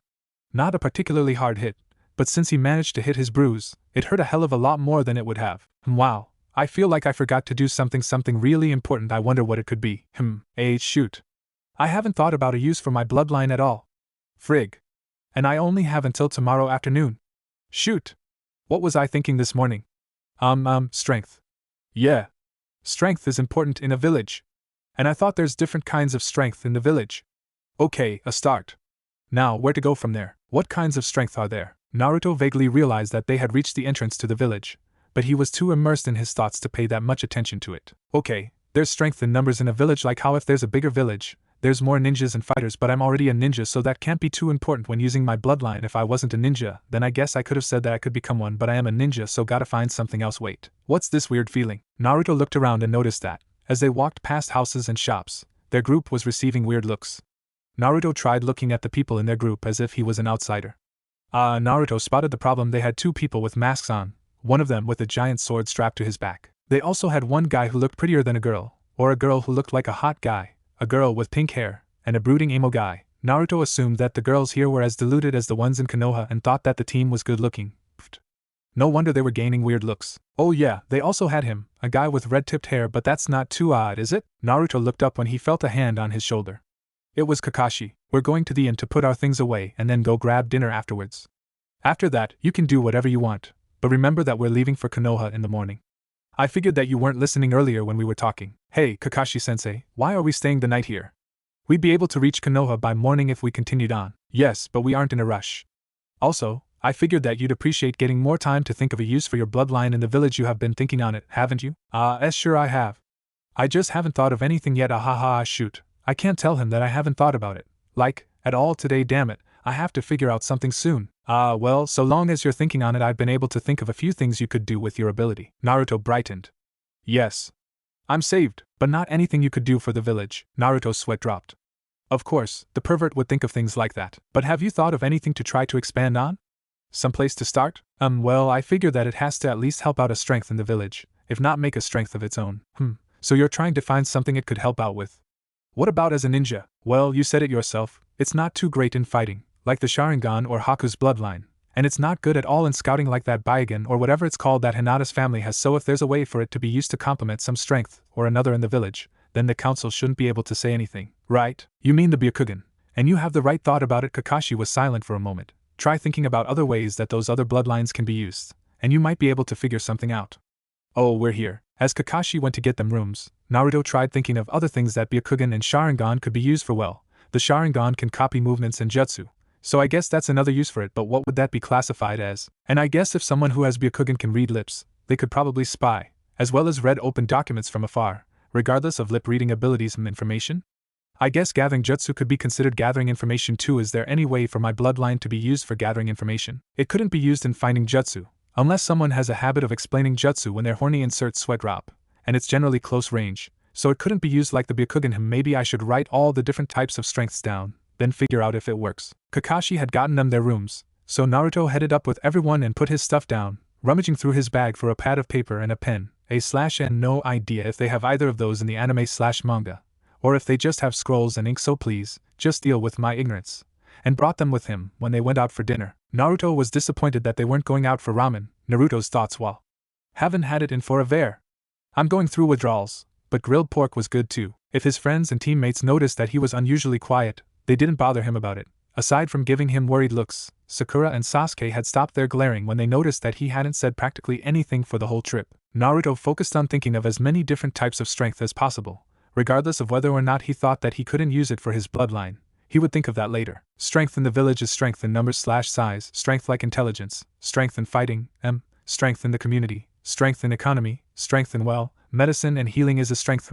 What else? Strength in military/defense, strength in morality. Maybe religion. Technological strength is important too. You'd think that there would be more kinds of strengths in a village. Naruto finished and, after a quick bye and an explanation as to where he was going, I'm looking around the village, he set out, paper and pen in hand. I should probably write down what I have so far, maybe leave space for notes, or something. Wow, Sakura would be proud. Let's see. Strengths: military/defense, against other nations, fighting ability, numbers/size, economy, community, morality, religious, medicine/healing, organizational/government, technological, intelligence. Well, that looks about right. Okay, first thing, military/defense. Well, I can make over 100 shadow clones, and that can help in military and defense, but that doesn't have anything to do with my bloodline. But maybe it'll help my case if they know that I can do that. But then again, it's a forbidden jutsu, and I'm not supposed to know about it, and I'm just not going to mention it. Next on the list, fighting ability. My bloodline only helps out my fighting minimally. I can sense where everyone is because I can feel where their spots are, and I guess I could bring an opponent down with a mega nosebleed, but that's not a good argument. Not to mention the fact that the council's made up of old farts, and they probably wouldn't think of it as useful. Next is numbers/size. That brings me back to shadow clones. Economy is after that. Don't think that this special ability of mine is going to affect the economy at all. Unless I get caged and they put me on public display. Come one, come all. Come see the boy with the useless bloodline ability. But let's stay on happy thoughts. Community strength. That's keeping the village united, and most of the village is united in hating me. I doubt that me getting a bloodline will change their minds, especially when they hear what it is. It's also not going to unite the village more, that's for sure. Morality, well, again, most of the villagers hate me, most of them for something that's obviously out of my control. Again, I doubt me having a bloodline will change that or raise their morality. Religion. There are 3 ways this situation will go. 1, they will ignore me. 2, my bloodline will start a new religion, with waves upon waves of worshippers coming to see me about pregnancy and whatever, as if that'll ever happen. And 3, preachers and priests will rally their followers against me, for I am so unholy and evil and blah, blah, blah. I'm hoping for option 1. Next up, medicine/healing. I don't know if there's any way my bloodline could be used for medical reasons. Maybe to get someone's heart pumping? Maybe if someone has a sexual dysfunction. Naruto shuddered at the thought of having to fix that. Oh well, I'll ask Kakashi-sensei about it later. Better find something else, even if getting horny could cure a disease or something. And he couldn't help with organization/government at all. The council is part of the government, and unless he could find a use for his bloodline in the village, they'd have him killed. Now that Naruto thought about it, even if he did find something, they'd still try to find a way to get him killed if he was in the government. Even without that thought, the only way for him to be a help with the government was if they decided to sell him, or something, for an alliance. And while yes, I'm above average when it comes to organizing things, well, except remembering to do laundry at home, doubt they trust me with their laundry in any case, and laundry is not important now, well, except that I have to get more clothes, I doubt that they trust me to organize anything useful. And there's no way for my bloodline to be used in either government or organization. Okay, and technological strength is up next. Well, I don't think that my bloodline has made me any more technologically savvy. Gotta check that out later, maybe buy a new computer and try setting it up. If I can, then yes, I am more technologically advanced. If I can't or can only do it partway without help, then no, I'm normal. And last on my list, intelligence. But wait, aren't there also a lot of different types of intelligence? Like book smart like Sakura, or being able to memorize easily, stupid team and his photographic memory. Heck, there's even smarts for the arts, or being smart enough for leadership, large or small. And then there's trade smarts for jobs and money management. Maybe this strength needs a list of its own. Naruto, turn the page. Intelligence, book, math, science, lit, etc. Memorization, leader, trade, profession, buy, sell, art. Naruto thought a moment. There are more ninja smarts, aren't there? Spying, gathering information from enemy, hostage, torture, interrogation. Naruto looked over what he had so far, checking the notes he added, and making sure he hadn't missed anything. A/NX equals not happening. O equals can use slash. He circled it for yes. Equals look more into it slash need more information. Strengths, military slash defense, ninja, X, can't use shadow clones, isn't bloodline. Fighting ability X, council won't find it useful enough. Distraction, disoriented, nose bleeds, feel where opponent is from spots. Numbers slash size, X, can't use clones, isn't bloodline. Economy, X, unless caged and put on display, no. Community, X, villagers dislike me, no use even with bloodline. Morality, X, villagers dislike me, no use even with bloodline. Religious, X, 1, leave me alone. 2, worship me, as if. 3, condemn slash kill me. Medicine slash healing? See Kakashi about possibility of ability being used medically. Organizational slash government, XXXXX, council will say no and no use in organization or government anyway. Technological, X? Don't think so, but buy new computer and see. Intelligence? See next page. Next page. Intelligence, book, math, science, lit, etc. Memorization, leader, trade, profession, buy, sell, art, spying, information from enemy, hostage, torture, interrogation. Naruto looked up from his list when he felt a twinge like someone was watching him. Looking around, he saw that he was earning quite a few strange looks. Is it that odd to see someone writing in a notebook? Naruto looked down at himself, noticing his 2 short orange pants. He'd rolled them up to be shorts, though, and his too tight black t-shirt. His orange jacket was too small in the shoulders from his growth and ripped down the back when he tried to put it on. He didn't see anything odd. Is it his t-shirt? It's a little small, but he'd seen some people wear shirts like this. Maybe something on my face? Feeling around his mouth, and checking in the reflection in a window, Naruto couldn't see or feel anything on his face. And, after running his tongue over his teeth, he didn't have anything stuck in his teeth either. Not that he'd been talking, or that even if he had been, they wouldn't have been able to see it at this distance. When he pushed back a lock of hair that had flopped onto his face, I need to get a haircut too. He heard a group of girls sigh, and echoes of it from other people on the street, guys and girls alike. Was it his hair then? True, it's unusual, but he'd seen wackier hair than his, and he thought that, after a week of having to see it and get used to it, it looked pretty cool. I mean, who else has red-tipped hair? It's what's the word Sakura used? Erotic, no. Exotic, that's it. Exotic, maybe I should ask someone. Walking towards the original group that had sighed, he saw that there were 5 girls. 3 of them looked about his age, 1 seemed younger, and the last one had to be at least 2 years older. They started whispering furiously when they saw him walking over. Naruto's ears could pick up a lot of "oh my god. And he's coming over." Did he look scary? But quieted down as soon as he was in normal hearing range, save for a few giggles. Why were they giggling? What was so funny? Hi, I was just wondering. He was interrupted by them bursting out in giggles. One of the girls, who looked his age, spoke up. If we wanted to get a few drinks? Sure, actually, I was just wondering why everyone's staring.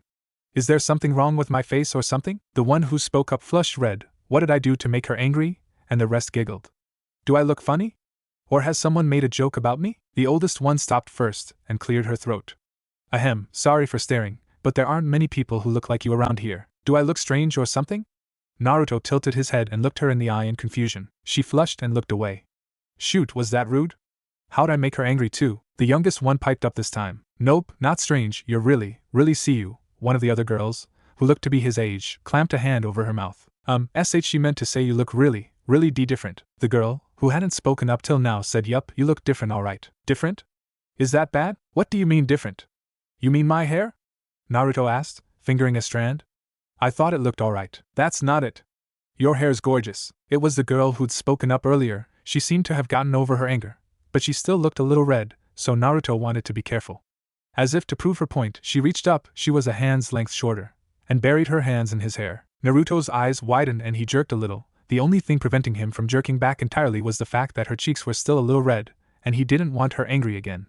If she was anything like Sakura, he didn't want to find out. Her eyes widened too, and she gave a sharp gasp, right before slumping down onto Naruto. Naruto's mind too much contact. What happened to her? What did I do? What's with these girls? Naruto grabbed her under her arms to keep her upright as her friends rushed forward. The girl who had clamped her hand over the younger girl's mouth, and the younger girl tried taking over and holding their slumped friend, but her shirt was too slippery and her hands wouldn't leave Naruto's hair. The oldest girl snapped her eyes to Naruto and demanded, "What did you do to her?" "I didn't do anything. She just grabbed my hair and slumped over." "What's wrong with her?" The two girls were still struggling with trying to hold the girl, so Naruto scooped her up bridal style. "Hey, can you get her hands out of my hair?" Maybe that's what did it, though I don't know why. The two, who had been trying to hold the girl up, moved from trying to take their friend from Naruto to trying to get their friend's hands to stop clutching his hair. Naruto stooped down to accommodate them. By now, most people on the street were looking at the spectacle they were making. Their fingers got around hers to pull them from his hair, when they paused. "Why'd you pause?" The oldest girl was still glaring at Naruto, but stopped for the moment to see what her friends were doing. And just to make things clearer, the oldest girl and younger girl are still going to be referred as such or variations until further notice.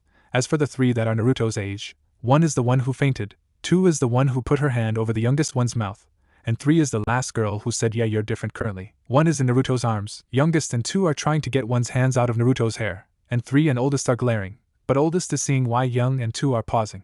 On with story. Wow, this chapter is long, 10 pgs so far, and quick. Sorry for the lateness. Youngest and 2 didn't answer. Oldest and 3 went to check what their friends were doing, moving to grab their 3 friends' hands from his hair. They paused, hands in his hair. Guys, can you just, not keep your hands in my hair?" Naruto was feeling a little uncomfortable. He'd just come over to them to see why the hell everyone was giving him such strange looks and stares, and they start giggling. Next thing he knows, one decides to grab his hair and go limp, then he has the rest getting angry at him, and now they're grabbing his hair too. What was with them? Konoha girls didn't do this, that's for sure. The girl he dubbed 1 gave a start in his arms. Naruto winced as it pulled his hair, and turned a starry gaze up to him. "Naruto, huh?" and threw her arms round his neck and squealed loudly, "Ouch." That must have been some signal to the rest of them because they all squealed too, double and triple ouch, and glomped him. Naruto strained to stay upright, which was pretty hard with 5 people clinging to him all at once. "Well, at least they aren't yanking at my hair anymore." Naruto couldn't hold them up anymore. Well, they were wiggling and squealing, and flopped down, trying not to squish any of his passengers. Naruto wriggled out from under them, got a few steps away, turned to them. They were looking for him by then. Where'd he go? Looking as sorry as possible, really don't want this many possible Sakuras angry at me, and said, "I'm really sorry about whatever just happened. Sorry for bothering you, and bye." Then, he got the hell out of there. What is wrong with them? Later, a few blocks away from where Naruto left the girls. Haha, I don't think they followed me. What was wrong with them? Whatever, just hope no one else is like that. Naruto checked his list again, and decided to check a couple of them out. Going into a bookstore, he grabbed a science book off the shelf. Opening it, it only took him a minute to realize that he didn't get science any more than he usually did. He flipped through the book, seeing if he could remember anything that he read. Nope, he landed on the part of the book that went through reproduction. Naruto just flipped through it, scanning it briefly and moving on to the next page. Hee, what are you laughing, Abu? Oh shit, Naruto could remember everything from that section. Geez, does that mean I can remember everything about sex? Before, during, and after? Oh well, I guess I can add that to my notes in any case, even though it is so unfair. Naruto actually felt tears in his eyes. Naruto moved around the bookstore for anything else that popped out at him, but left when he found an entire section filled with orange books like the ones Kakashi-sensei read. It's so sad that such a pure color used on such pervy stuff. Wandering around, he saw a shop person struggling with a crate and helped him out. Unfortunately, he ripped his shirt, in both the front and back. How the hell that happened? People around him were giving him the same look those girls had been giving him before they went crazy. Looking around quickly, he spotted a clothes shop nearby and darted inside. It looked a little expensive, and he only wanted a couple of plain black t-shirts, for when he got back to. Grabbing one that looked to be his size, he went to the lady at the register to buy it. She had a weird gleam in her eye, and Naruto backed up a little. He had learned to be wary of eye gleams, but she whipped around the counter and had his bicep in a death grip before he could even think to blink. "Why, hello sir. Why don't you look around our shop, We have a wide selection of shirts to choose from. But I just need a plain black t-shirt. That's all. This is the cheapest thing here, anyway." "Oh, don't worry about that. There's," as she snapped her fingers a second later, "there's a special discount for you. You're the 32nd customer today. And you can tell everyone where you got the shirts. We can sell you some nice pants to go with them, too. I see that you're a ninja for the leaf. We have just the thing for you." And before Naruto could make any objections, she herded him around the room, holding things up to him, and eventually, he had a giant pile of clothes in his arms. She then guided him to the register and started checking the clothes out. "Hey, I can't afford all of these." "Don't worry, sir. It's an 80% discount for you. The only catch is that you have to tell everyone where you got all of these clothes." Just tell them it's from expensive ninja and everyday wear, and still tired, please forgive the weirdo name. And that's it. Now then, with all of the discounts, it comes up to $15.75, and here's some, complimentary boxers. Naruto paid her, eyes wide as she handed him one of the t-shirts to put on, shoving the boxers. Whoa. Silk, into the bag with the rest. She handed him his receipt and he headed out, bags in hand, only vaguely noticing the stares he was receiving on his way out, and completely oblivious to the flashes from the register woman taking pictures. He snapped out of it enough to quickly run back to the inn to drop off his things, Zabuza giving him a weird look, then he headed out again, this time stopping in at a small art gala. He noticed on his way around town that no matter how quiet or sneaky he was, everyone noticed him. There were a lot of pieces, but only a few really stood out to him, though some of them ones he didn't even like. When he checked their prices, his jaw dropped. All of them were 6+ figures, save for one. The only one that wasn't, was, in his opinion, the best. It was fairly dark in color, but it had so many splashes of color running across it. It was really mesmerizing, and he started noticing that the splashes of color sometimes made things. A glowing pair of yellow eyes there, and those weren't multicolored speckles, those were tiny detailed birds. He checked the price and found it was in his range. Only a little more than $100. He figured, why not? Naruto bought it. He made another trip back to the inn to drop the wrap painting off, and then he checked his list. Intelligence, book, math, science, lit. X, not any smarter, except for now knowing way more about reproduction than I want to know. Memorization, X, it's selective. I remember everything that I don't want to know about reproduction. Leader, X, I don't know if I can lead, but the council wouldn't let me, in any case. Trade, profession, buy, sell. Oh, got a really good deal on clothes. 10 shirts and 11 pants for $15.75, 5 pairs of silk boxers as a bonus, at expensive ninja and everyday wear. Art, XO, I think some are cool and pointed out the ones that were worth the most without looking at price, not too crazy for the art though. Spying, X, everyone kept noticing me, no matter what. Information from enemy, hostage, torture, interrogation? Can't check. Naruto wandered down a street for a while, wondering how he could check the last thing on his list. Maybe he could ask Old Man Hokage? Before he could think of anything else, he was tackled from behind. He, thankfully, stayed on his feet though. Before he could react, he felt a hand comb through his hair and heard something terrifying. A giggle. A very familiar giggle. H. It's them. Sure enough, he heard answering giggles from behind him. And in front of him, and on either side of him. Oh God, I'm surrounded. It was one who was currently clinging to his arm, and Youngest moved to his right to take his other arm captive. Hey, Mimi, you didn't have to be so rough. You could have hurt Fox-chan. Fox-chan? Who? Rain Winnie-chan, and I think Winnie-chan is like sister, and Oni-chan would be like brother. He's okay. He's a ninja. Ninja are trained to bear even the worst pain. Right, Fox-kun? The newly dubbed Mimi, previously known as One, asked. I'm Fox-chan? Wait, Fox-kun? Yeah. And Fox-kun is tough, Youngest said, hanging off his arm. Oldest, now known as Rain, just sighed, then looked Naruto over. That's not the point, Misa, Mimi. So Youngest is Misa? Oldest is Rain, and one's Mimi whatever. I gotta get out of here before they go crazy again. Hey, could you just let go of my arms? Please? Two decided to speak up at this. What? So you can run away from us again? It took us all this time to catch up to you. Yeah. We had a hell of a time trying to catch up to you. Why are you following me? I don't even know you. Naruto was freaking out at this point, struggling to get his arms free without hurting Misa and Mimi. They went silent for a moment, then Rain spoke up. Right, you don't know our names. Well, I'm Rain, oldest. The one holding your right arm is Misa, youngest. Left is Mimi, 1, and pointing to the shorter of the two left. And she's Rake, 3, and she's Shiroika, but Shiro for short, 2. There, you know us now. Now, how about introducing yourself, Fox-chan? Asked Rake with a wink. Why is she winking? Does she have something in her eye? Shoot, they won't leave me alone, will they? Maybe if I give my name, they'll relax their hold and I'll be able to slip away? Hee, I don't think that'll happen. I think you're stuck with these lovely ladies for the evening. Naruto almost groaned aloud. The voice was a little more knowledgeable about these kinds of things than he was. But since it's a voice in my head, does that mean I have knowledge that I myself don't know about? Does that mean I know more about things than I'm letting on to myself? So it was most likely right. Well, my name's Naruto. Naruto what? Should I tell them my real last name? What if they start stalking me? No, calm down, Naruto. After tomorrow, you'll never see them again, Naruto Uzumaki. Something was bugging Naruto as he walked around with the 5 girls holding him against his will. Hey, why'd you all go crazy when you were yanking on my hair earlier? And calling me Fox-chan. 2, I'm sorry, Shiro mumbled something too low for him to hear. Pardon? Your hair is just really soft, it just shocked us. Yeah. What hair products do you use? Your hair feels like puppy fur. Rake exclaimed, reaching up and combing her fingers through his hair. Super silky. Oh, and for your other question, you just look fox-like, Naruto-chan. Misa piped up. Shush. Stop bugging Naruto-kun about his soft and silky hair. I think out of the lot of them, I like Rain the most. She's still crazy, but at least she doesn't go overboard now. If only they would loosen their hold on me. Oh, hey, Fuzzball? Yeah? Are you a fox? Ding ding ding. We have a winner. It was them who helped, wasn't it? Yeah, figures that the village pariah would have the most hated animal of the village as a voice in his head. I guess they aren't so bad, but I'm still going to escape them, no matter what. Bah. What do those villagers know anyway? Why won't they leave me alone? It's 1015 already. Since they found him, the 5 girls had stuck to him like Velcro. A punch to his shoulder brought him out of his thoughts. Not that he was really in them. Naru Fox-chan is ignoring us. So mean. Mimi, 1. Stop hitting Naru-kun. Rain-chan, oldest. Like I said before, he's a ninja. He can deal with a little pain, although maybe I should kiss it better. Misa, youngest, gasped, and the rest erupted in giggles. Rake, 3, grinned. Well, it's true that ninjas are trained against pain, but are they trained against pleasure? Ha! I doubt that the toughest ninja alive could keep their sense against that. Laughed Shiro, too. That began an argument between the girls, each girl adding her own comments to the mix. What they had said got Naruto to thinking ninja are trained to bear even the worst pain.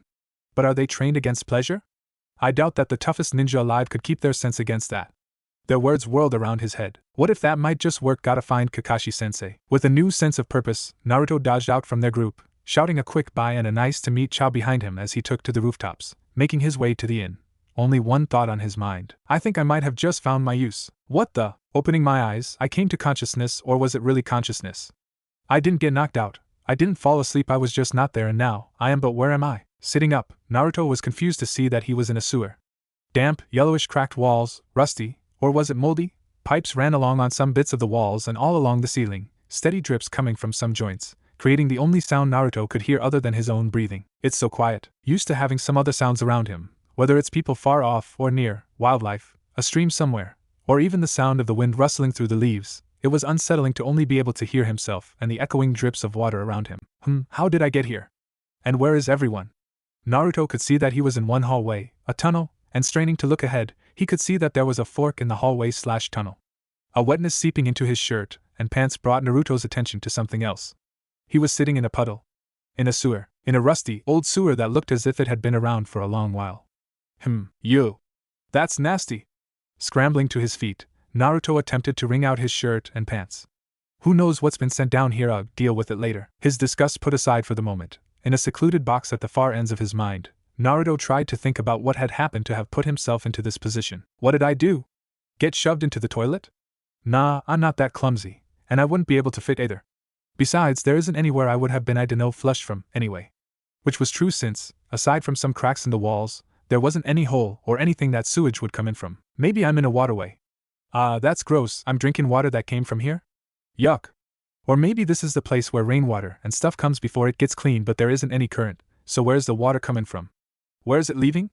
Did all this water come from the drips? Geez, great. If I can't find my way out, it'll be a slow death. A very, very slow death. But how did I get here? I feel like I know how I got here, but I can't get anything solid. Maybe I can find something that'll jog my memory? Looking behind him, all he could see was darkness. How does this place get lit? There's no lights that I can see. Figuring that action was better than waiting for death, and a long wait for one. At that, Naruto headed down the lit hallway. What? Nice-ish lit hallway/tunnel thing versus dark creepy hallway where I'm going to probably trip and fall on something pointy. Which would you have chosen? Stopping when he reached the fork. If it has 3 ways, does it still count as a fork? Creepy tunnel A, B, or C?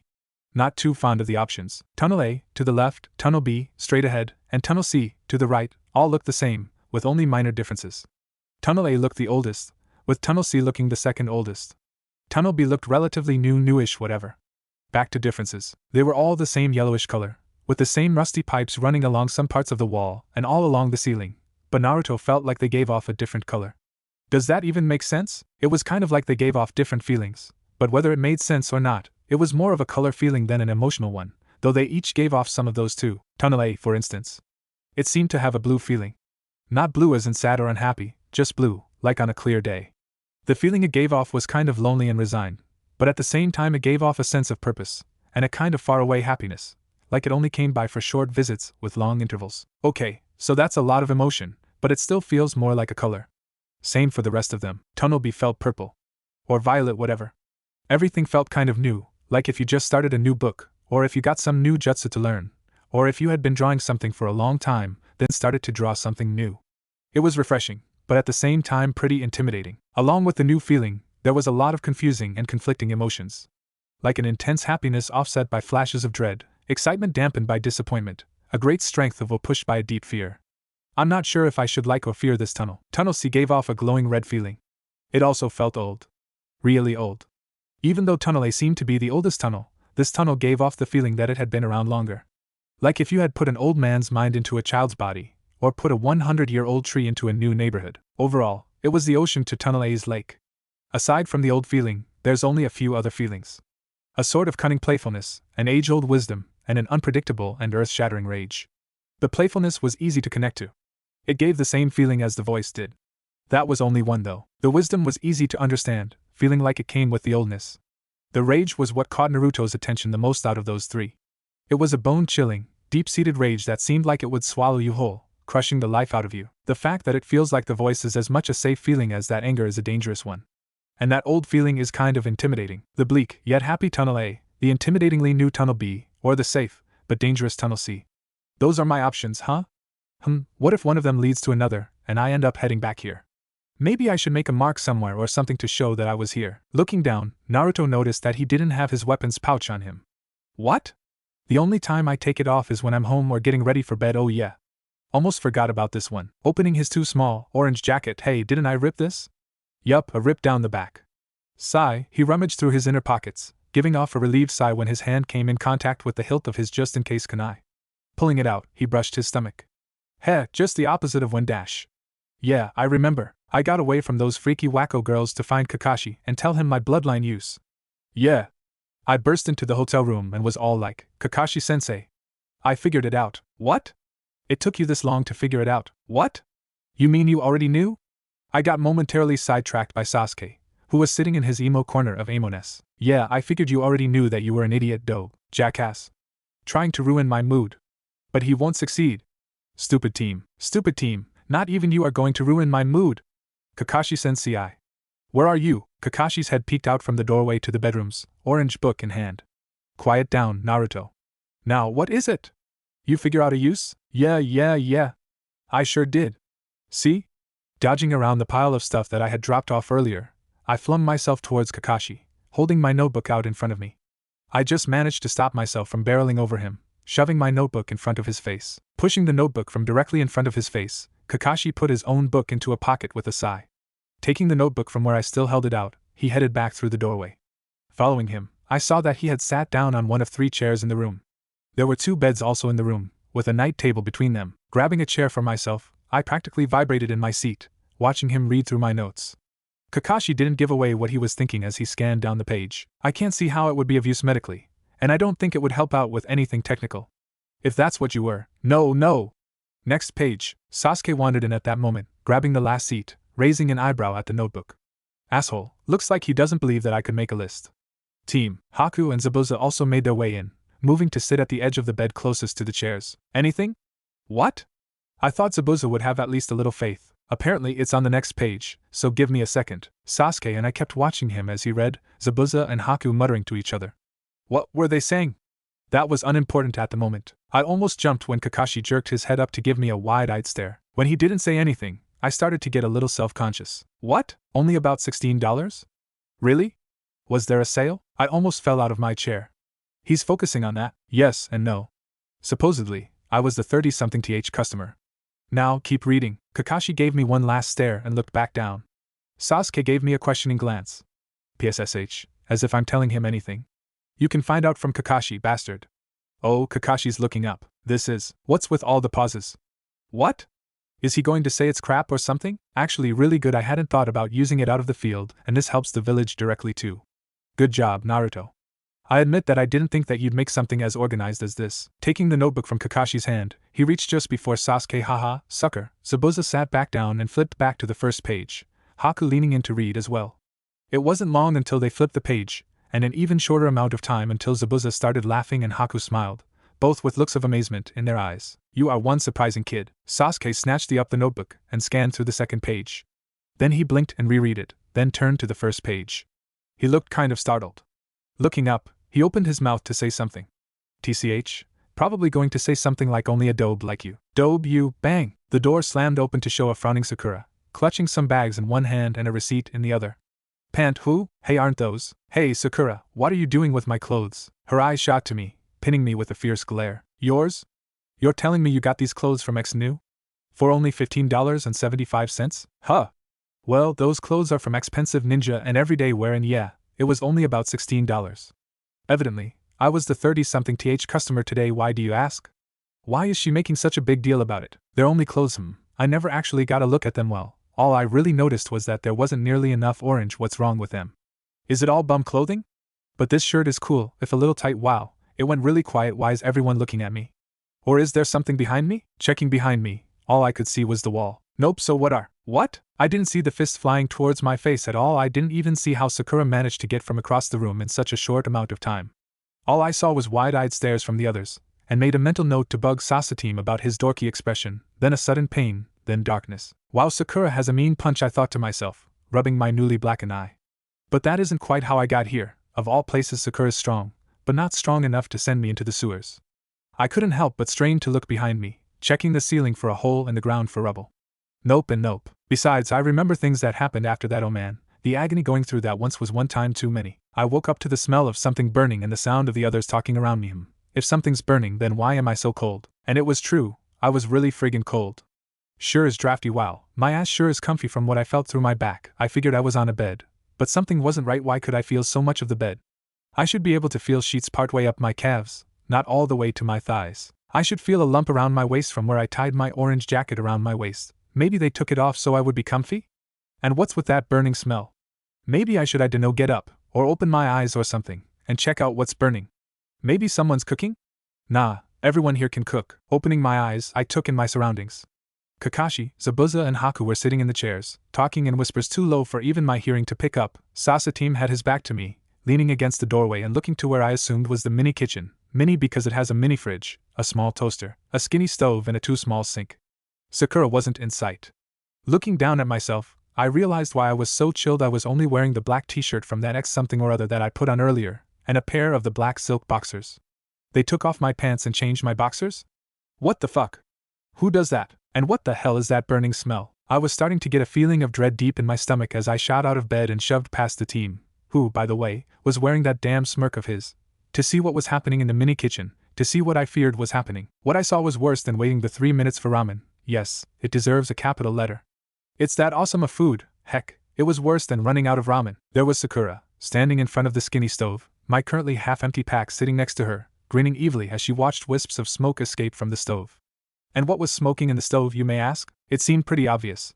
But even so, I ran to the stove, jerked open the door, turning the switch to off, and could only stare, open-mouthed at the burning scraps that had been all of my orange clothes in my pack. Naruto, come on. You can't be that angry.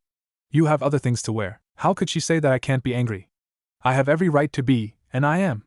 They burned my clothes. Sure, they left my boxers and socks, but still. They burned my clothes. You burned my clothes. You were a walking target in those, dough. Why'd you go out and buy all those other clothes if you weren't going to wear them? Stupid team, that is not the point. That's not the point. You burned my freaking clothing. My clothing. Besides, I was forced by the crazy lady in the store. You got forced to buy something by an old lady? No. Stop trying to twist my words, you asshole. I just went in there cause I needed one shirt, just one, and she grabbed me and started piling clothes into my arms, talking about some discount or another, and I was too freaked out by the prices, which were all 3-digit numbers, to do anything. Then, she cashed everything up before I could do anything, shoved one of the shirts on me, then pushed me out the door. What was I supposed to do? Fight an old lady? Geez, besides, you burned my clothing. Wait, what? Oh, the match happy, stove happy whatever, Pyro speaks up. And what does she mean, what? I figured it was obvious. I am seriously doubting my crush on her, at the moment. You burned my clothing. No, not that baka. Why do you need to buy a shirt? She's focusing on that. And the team's looking curious too. Both of them are missing the point, cause my other one ripped. Now focus. That isn't the prob. It ripped? How? What's with the doubt in the bastard's voice? Is it so shocking it ripped? And what does it matter how it ripped? It just did. Well, it was weird how it ripped in both the front and back. Yes, it ripped. I was helping out a shopkeeper person with lifting a crate and it ripped down the front and the back. Happy? Now let's move on from how interesting my having ripped a t-shirt is and get to what is important. Why did you burn my clothes? I practically spat the word burn. Sakura had the grace to look ashamed. We're sorry, Naruto. I'm not. Bastard. Asshole. Jerk. Buttface. Octopus. But it was for your own good. You would have presented yourself to be skewered by an enemy ninja and… What? I can take care of myself. I ain't gonna die from being hit by a few kunai. Since I'm going to be the next Hoka, and with that bright orange, you're likely to give away our position. Orange kind of stands out in most conditions. Like in the forest, well maybe but, and in snowy regions, sure but, and in grassy areas, boo, and even in cities and towns. Are you getting our point? Sure, we could have gone about it a little more delicately, I had to snort at that, but would you have actually listened to us? Or would you have just gone on about how you like your own clothes and how you don't care about what others think? I wasn't about to go and admit that what she was saying was making sense. I was still angry with her, and you don't really agree with people you are angry with. But I would give her a break. Even so, I couldn't help but shoot back. But I do like my clothes. And when she looked as if she was about to say something about that, I cut in. But I do understand where you're coming from. And I guess I can deal with wearing a little less orange, maybe limited to a shirt, or something, but not all the time, as if I was going to change everything, just because they wanted me to. Maybe I'll wear all orange on my days off, maybe even get an orange cloth for my hatayit, hee. That'll be fun. I couldn't help but grin a little when I imagined what their faces would look like if when I came in with an orange hatayit. I noticed Sasuke and Sakura share a surprised and slightly uneasy glance when I smiled, and it just made it wider. Deciding to change the subject, I asked something that had been nagging me since after Sakura slugged me. Hey Sakura, why'd you punch me? Was that a blush I was seeing? I saw the clothes bag and checked inside to see what it was, and then I saw the receipt, and the brand name. I was a little angry that one of you managed to get this kind of price. I had assumed that it was that the one who bought them was Sasuke-kun, so when you said it was yours, I kind of freaked. I'm still a little jealous, but you of all people deserve these clothes. That last bit was said with a smile and Sasuke's smirking. Wonder why. Wait, what? Later that night, after I yelled at Kakashi-sensei about not stopping Sakura and Sasuke from burning my clothes, his reply, I didn't notice, and you should work these things out on your own. Anyway, Sakura, Sasuke, and I were relaxing in one of the bedrooms, Sakura and I each lying on a bed, and Sasuke perched on the edge of the bed I was on. We had been trying on the new clothes for the past little bit. Well, I was, since Sakura insisted I see how they looked on me. But now I was in my PJs after I got tired of Sakura's random squealing and Sasuke's weird emo stares. We were just talking about random things, like what would happen if we hid Kakashi's book, moving to talking about my obviously selective photographic memory, which led to more talk about my stupid bloodline. Why do we have to talk about it? Arg, it's so embarrassing. Well, I guess I'll have to get used to it. I'm probably going to have to talk about it a lot once we get back to Konoha. Oh, joy, maybe I can just pretend I don't have a bloodline. Hey, Naruto, that was from Sakura. Probably a question about my bloodline. Maybe I can just tell people that I dyed my hair? Can you see the spots through a mirror? Or maybe I can… What? Well, I mean, can you see the spots indirectly? Like through a reflection, or like through a video, or something? She was staring contemplatively at the mirror set up in the corner of the room. Why didn't I notice it there? Why would I need to see the spots of people through a video? It's a good question, but still. I don't want to see actors' zones. Dobe, it's a good question. Just answer it. Damn team. Fine. I'll at least check the mirror for that. Heaving myself up and trudging towards the mirror, I closed my eyes for a second and found that spot that I knew would flip the switch on my bloodline. Reaching the mirror, I looked sulkily at my violet, slitted eyes. Seriously, purple? Ugh, at least there's still some blue around my freaky pupils, but the red around the edge is freaky. Adjusting myself so I could see my teammates in the mirror, I was kind of unsurprised to see their spots still. Besides, what does it matter if I can see them in the mirror? I couldn't help think to myself, I can still feel where the spots are. Heck, I'm across the room and I can feel where their spots are. Yup, I can see them, big friggin' whoop. Wow. It was really hard to get excited over this. What's with the sarcasm? Sakura demanded, flushing lightly. No need to get all angry. Well, it's not that great that I can see them through the mirror, since you are across the room from me and I can feel where your spots are. I guess that being able to see the spots through a reflection would be pretty good if this is the limit of how far I can feel where spots are, but who's to say that my range won't grow? Geez, you'd think they'd forgotten about my feel for the spots. Wait, did I actually? What feel? You mean you can just tell where the spots are? Without looking? That was from Sasuke. Why does he sound so angry? What, did he think I was keeping this from him intentionally? Trying to keep my teammates in the dark? I thought I told them. Yes, and I thought I told you. Or at least mentioned it. Stop making me seem like the bad guy. Sakura cut Sasuke off when he opened his mouth to deliver some scathing comment, or something. Wow, I never thought that I'd see the day. Whatever, let's just file it away as something interesting. There was a sullen look from Sasuke, and almost an uncomfortable silence followed. Wow, it's too quiet, maybe I should say something. Do we have ramen here? But then Ichiraku's ramen won't be quite as rewarding when I get back, and any ramen here wouldn't compare anyway. Maybe. Dobe, Can you see any spots on yourself? Why do people interrupt my thoughts so moo? Wait, what did he just ask? What? My voice cracked halfway through the word. Wow, that sounded weird. Hey, did I hit puberty through that bloodline change? Is that why my voice is a little deeper? Oh wait, this is unimportant at the moment. Back to the issue of Sasuke asking stupid questions. Did he break or something to ask that? You heard me, dope. Can you see spots on yourself? I couldn't speak, so I turned to Sakura, hoping that she would be able to vocalize how stupid that question was, how utterly ridiculous it was. But no, she didn't look shocked. She looked curious. Curious. I feel like my brain is short fusing. God, first my clothes, now they're trying to burn out my brain. WWH what? How is that relevant at all? And why would I want to? The team rolled his eyes, but it was Sakura who answered. Well, you've used it against me when we were training and it felt pretty. It felt, that's not the point, but it's understandable. So can you? What the hell, that didn't make any sense at all. It's understandable? Ugh, I'm teammates with total nut jobs. Better get this over with, but after this, I'm shoving this memory to the farthest corners of my mind, locking it up, and flushing the key. Sighing irritably and reactivating my eyes. When did I switch them off? I looked down. Nothing. No spots. Looking up to tell them no, I can't, I stopped short when I saw a faint glow coming from under my shirt. What the hell? I can see other people's spots through their clothes. Ignoring the looks from my teammates, they have no say in this matter since they were the ones to ask.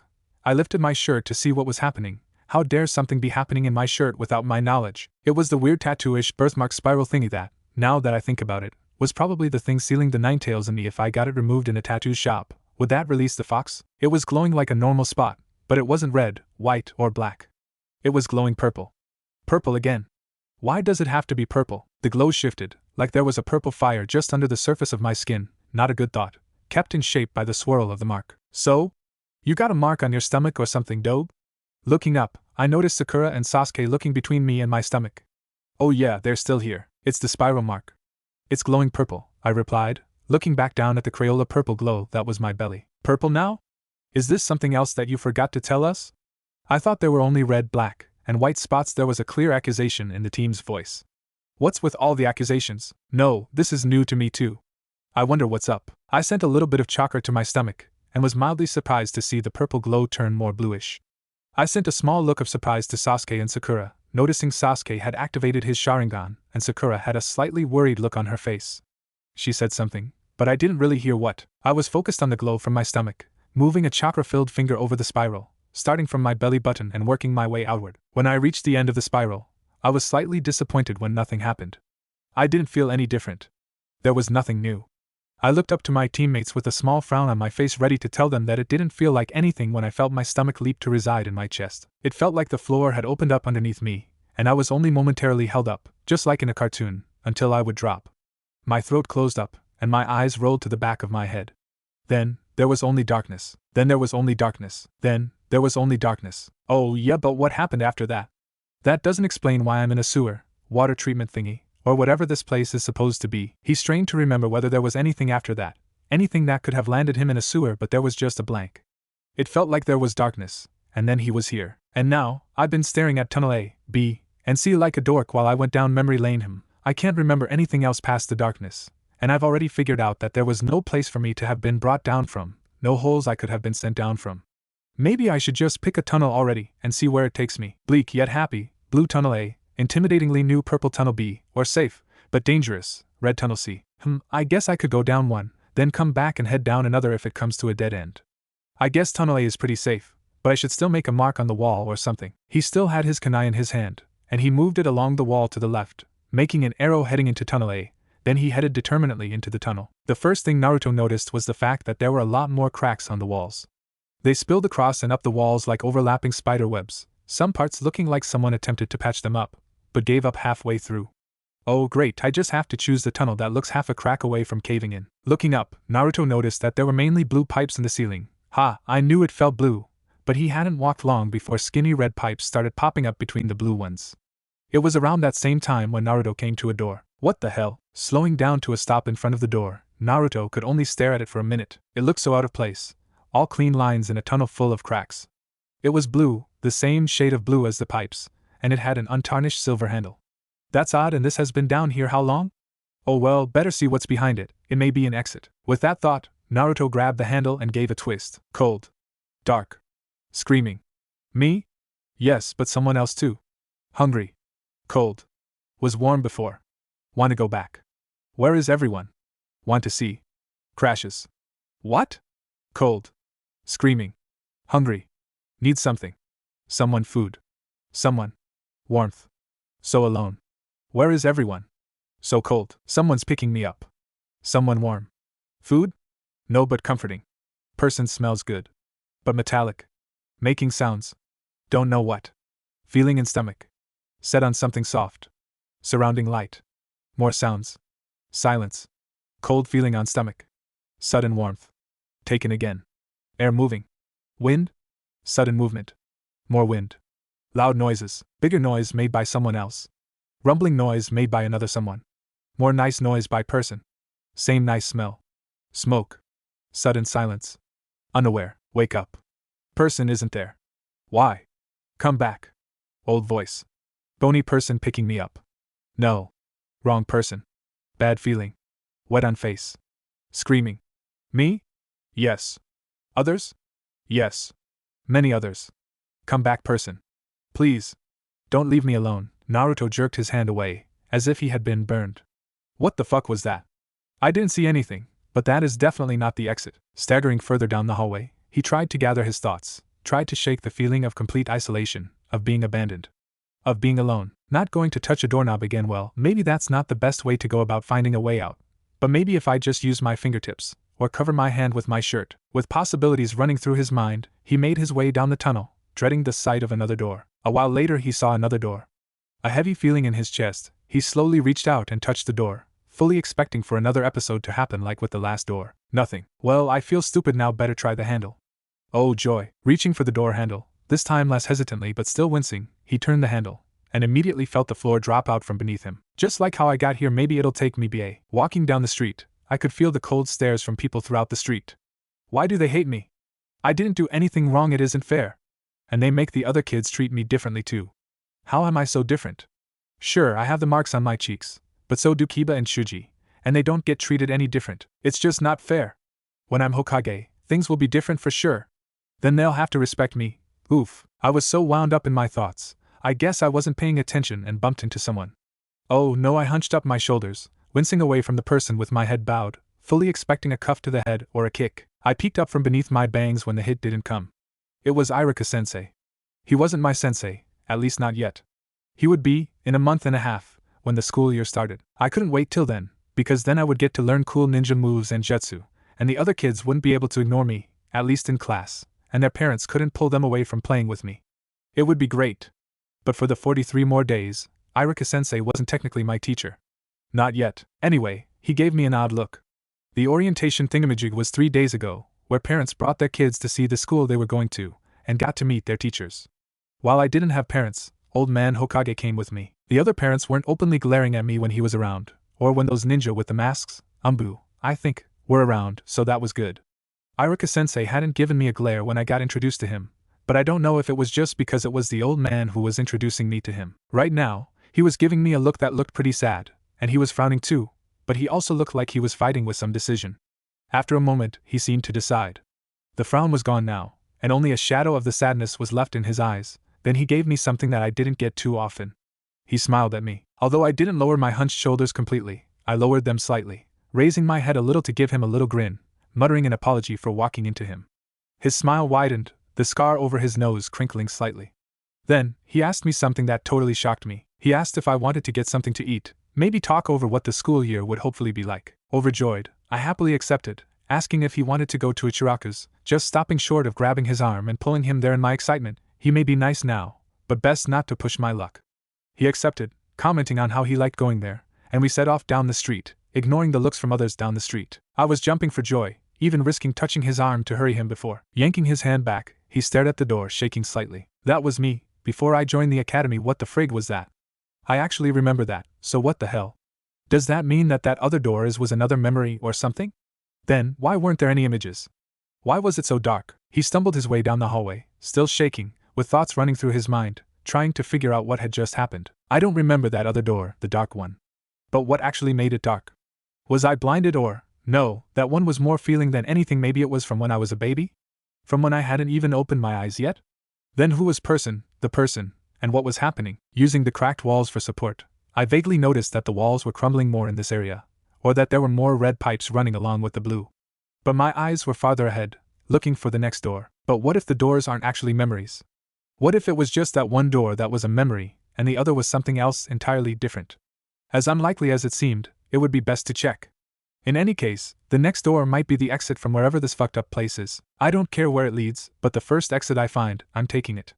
Frig, where the hell is the NE? There it is. Letting go of the wall, he sped towards the next door, barely seeing anything but the battered cracking doorknob before he grabbed it and twisted it open, feeling the floor fall out from him just like the last time. Only this time, he didn't just land into himself. He landed in himself while, falling hard to the ground, I scrambled to get to my feet, feeling my body scream as I did so. A boot came crashing into my rib cage, bringing me back down from the half-crouch I managed to get myself into. Another boot followed from behind to smash into my back, knocking the wind out of me and surely leaving a bruise, if not breaking something. Half curled up, I tried to rise again and coughed up blood. Someone grabbed my hair, twisting savagely, forcing my face upwards, just in time to catch a fist to the face. There was a crunching sound and suddenly something wet dripped down my face, the coppery taste of blood filling my mouth until I felt like I was going to drown. My head was shoved to the ground, and I barely had enough time to move my hands to block myself from the unforgiving asphalt. I didn't know how I managed to stumble into a run, heading towards the main street, not bothering to call for help. No one would answer. Something whistled past my ear, clipping the skin as it went by to add a new hurt to my already aching body. It didn't matter at the moment. All that mattered was that my legs hadn't given out yet, and that meant I could run away. Only a few feet from the brightly lit street, something hit me hard in the back of my head. It hurt, oh it hurt, but I still had to run. Now on the street, only half of the danger was over.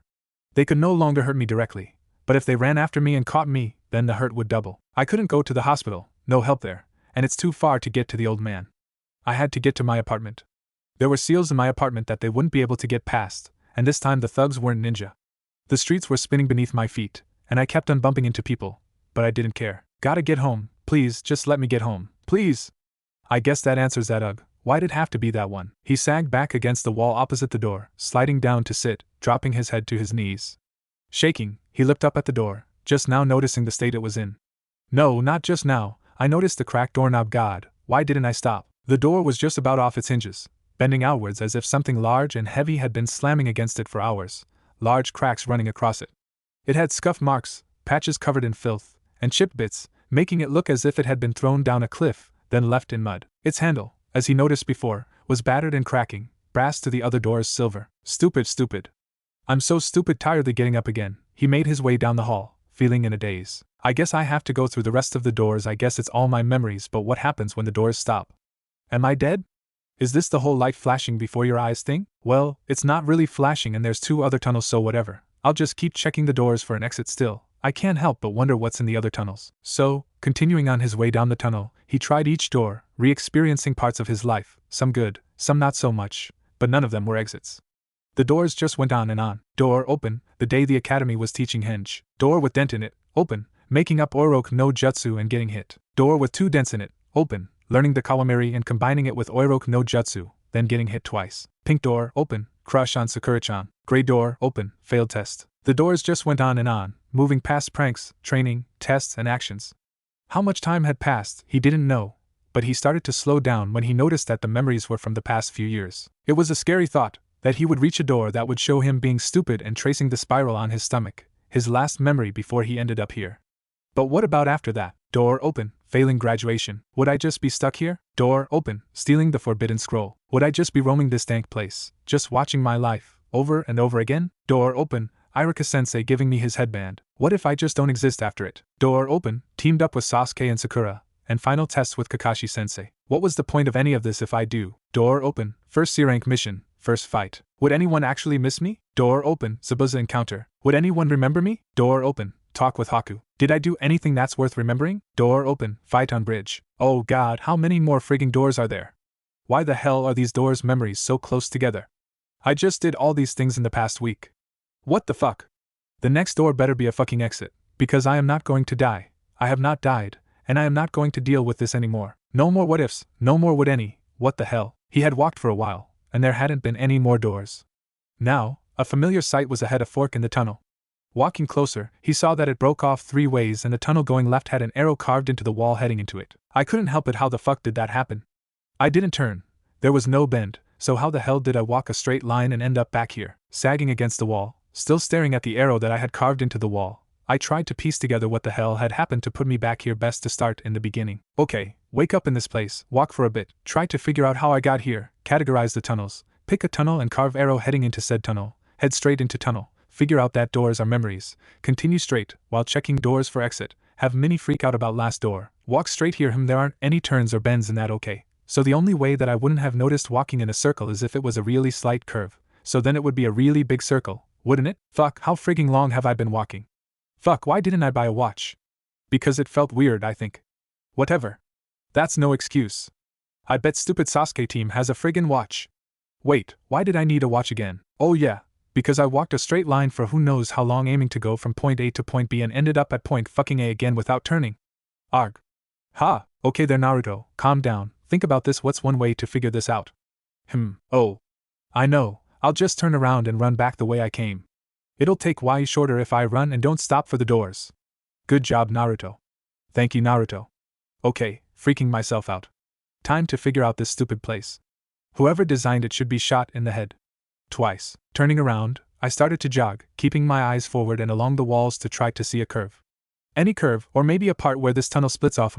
I wonder if the other 2 tunnels all lead here too. Maybe I should start counting to help keep track of time. 1, 2, 3, 4, 5, 6, 7, 8, 9. I got to 7 counts of 60, keeping track with my fingers, still paying avid attention to the walls when I noticed something odd. Where are all the doors? 48, 49, 50. That last little bit wasn't this long, but then again, I'm running now, or wouldn't that mean that it'd take less time to get to a door than it did when I was walking? That's 8, 1, 2, 3, I think so. And it makes sense. 10, 11, 12. When I got to 11 minutes, I squinted ahead, hoping to see a door, and was relieved when I saw something ahead. Speeding up, a strange weight in my chest, I kept counting. 21, 22, 23, 24, 25, 26, 27. Ah fuck, now that isn't right. How the fuck did that happen? Ahead, a stupidly familiar sight was coming closer. A fork that split 3 ways and, maybe it's a different fork, an arrow pointing into the far left tunnel. Fuck. It's following me. Stupid fucking tunnel. Fuck, fuck, fuck, fuck, fuck. I lashed out at the tunnel wall, containing a yelp of pain as the force of the blow chipped and cracked the wall, leaving a small indentation in the already cracked wall. Ouch. Stupid wall, stupid tunnels, ouch. Ugh, no, what stupid tunnel? I am going to ignore you. You can be stupid by yourself. I'm going to find my way out, and that's final. I'm going to be the mature one here. So there. Naya. I stuck out my tongue at the fist imprint to further prove my point, then turned my attention to the important problem at hand, which Which tunnel do I go down? Intimidatingly new purple tunnel B, or the safe but dangerous red tunnel C? In comfort levels, I'd go down tunnel C, because it at least feels halfway safe. But wait, is that what the stupid tunnel wants? Is it just waiting for me to go for the one I'm more comfortable with so it can mess with my head and have me walk for possible hours and just end up back here again? Ha! I'm on to you, stupid tunnel. I know your games now. I'm going down tunnel B. So there. Stupid tunnel. Wahaha, still laughing at the stupidity of the stupid tunnel, that's its title now. It really is. I marched into tunnel B, and my discomfort levels immediately shot up. Damn you stupid tunnel, but I will not let this beat me. Believe it, feeling like my stomach was trying to rearrange itself. I took a deep breath and continued walking. Looking around, I noticed that the walls were relatively smooth, with only a few cracks here and there, occasionally with a chunk of the wall all bumped out, like the person in charge with smoothing the walls had decided to skip that hand-sized bit. Lazy stupid tunnel maker. It wasn't long until the first door of tunnel B showed up. I wasn't sure whether that was a good thing or a bad thing, seeing as how this tunnel's doors could be more memories, in which case I'd probably start freaking out as soon as it got more recent. What happens after the last door? Or it could be something totally different, but if it's totally different, then why'd the doors stop short from my last memory? This door had a certain theme, like a few of the others, but instead of a few cracks or dents or scratches, this door looked like it was a few seconds away from bursting into flames. The door itself looked to be made of metal, the color ranging from a deep cherry red of cooling metal to the bright red that made spots appear in front of your eyes if you stared at it too long.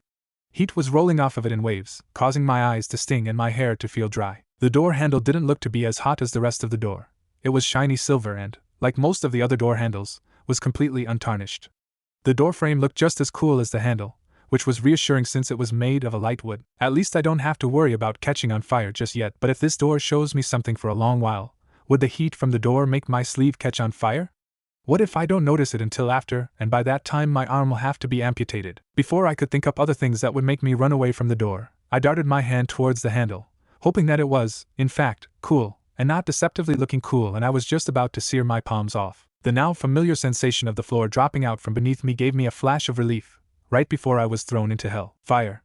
Everything is burning. My skin was sizzling off, each cell feeling like it was individually bursting into flames, eating at my flesh like I would usually go at ramen. Oh God, it hurts. So much. I arched my spine when I felt like there was a searing blade of fire cutting slowly through muscle and ligaments. Oh, make it stop. The fire in my veins seemed to surge suddenly, burning hotter, faster, searing the insides of my lungs. I couldn't scream, I couldn't breathe. It was getting hotter and hotter, my heartbeat was pounding in my ears, th thump, th thump, th thump. There were muted voices, sounding so close, yet so far away, like I was sealed into a thick bubble and people were just outside of it. I stopped screaming to take a deep breath, inhaling burning air. When did I start screaming? I became oddly aware of insignificant things, trying to push the burning, the stinging, from my mind, but only succeeding on mixing the two. There was a pebble pushing into my back. Stupid rock. Tears were escaping my eyes, stinging my blistered cheeks before they evaporated. My nose had an itch, just to the left, but I knew I couldn't scratch it, because it would hurt. Stupid itch. All the hair on my body was burnt, eyelashes, eyebrows, everything. It also left a strong smell behind, leaving it to waft into my burnt nostrils. Stupid smell, stupid rock. Stupid itch. Stupid smell, stupid Naruto, getting into this stupid situation. I jerked my hand back, recoiling from the door. I crumpled to the floor, into the layer of water, curling up into the fetal position as I tried to hide from the flames that I knew weren't there, huddling into the water and searching for relief from scorched skin I knew wasn't burnt. Shivering, I stayed in that position for a few minutes, trying to move from the then to the now. I forgot when that happened. I didn't remember anything about it. It was just a blank, but now that blank's been filled, and oh God, how did I survive that? Ugh, no, Naruto, I told myself sternly. You won't let this get to you, it's just a memory. And you're all healed up, and that's probably when you got your bloodline. No, it is when you got your bloodline. People don't just blow up for no reason. So get yourself together and move your butt down the hall, and open the next fucking door. Pulling myself first into a crouch, and then straightening to a stand, I slowly continued down the tunnel. I guess these doors are memories. Maybe Tunnel A's memories are from before my bloodline showed up, and this tunnel is after it showed up, but what would the third tunnel be? The next door came up pretty quickly. The glow from the last door was hardly out of sight. Unlike the previous door, this one was plain with a gray door and a brass handle. Not bothering to be hesitant about it, I grabbed the handle, again feeling the familiar leap from my stomach as the floor dropped out from beneath me. But this time, I knew exactly when this happened, and I didn't get swept away with the memories. I'm looking in a mirror.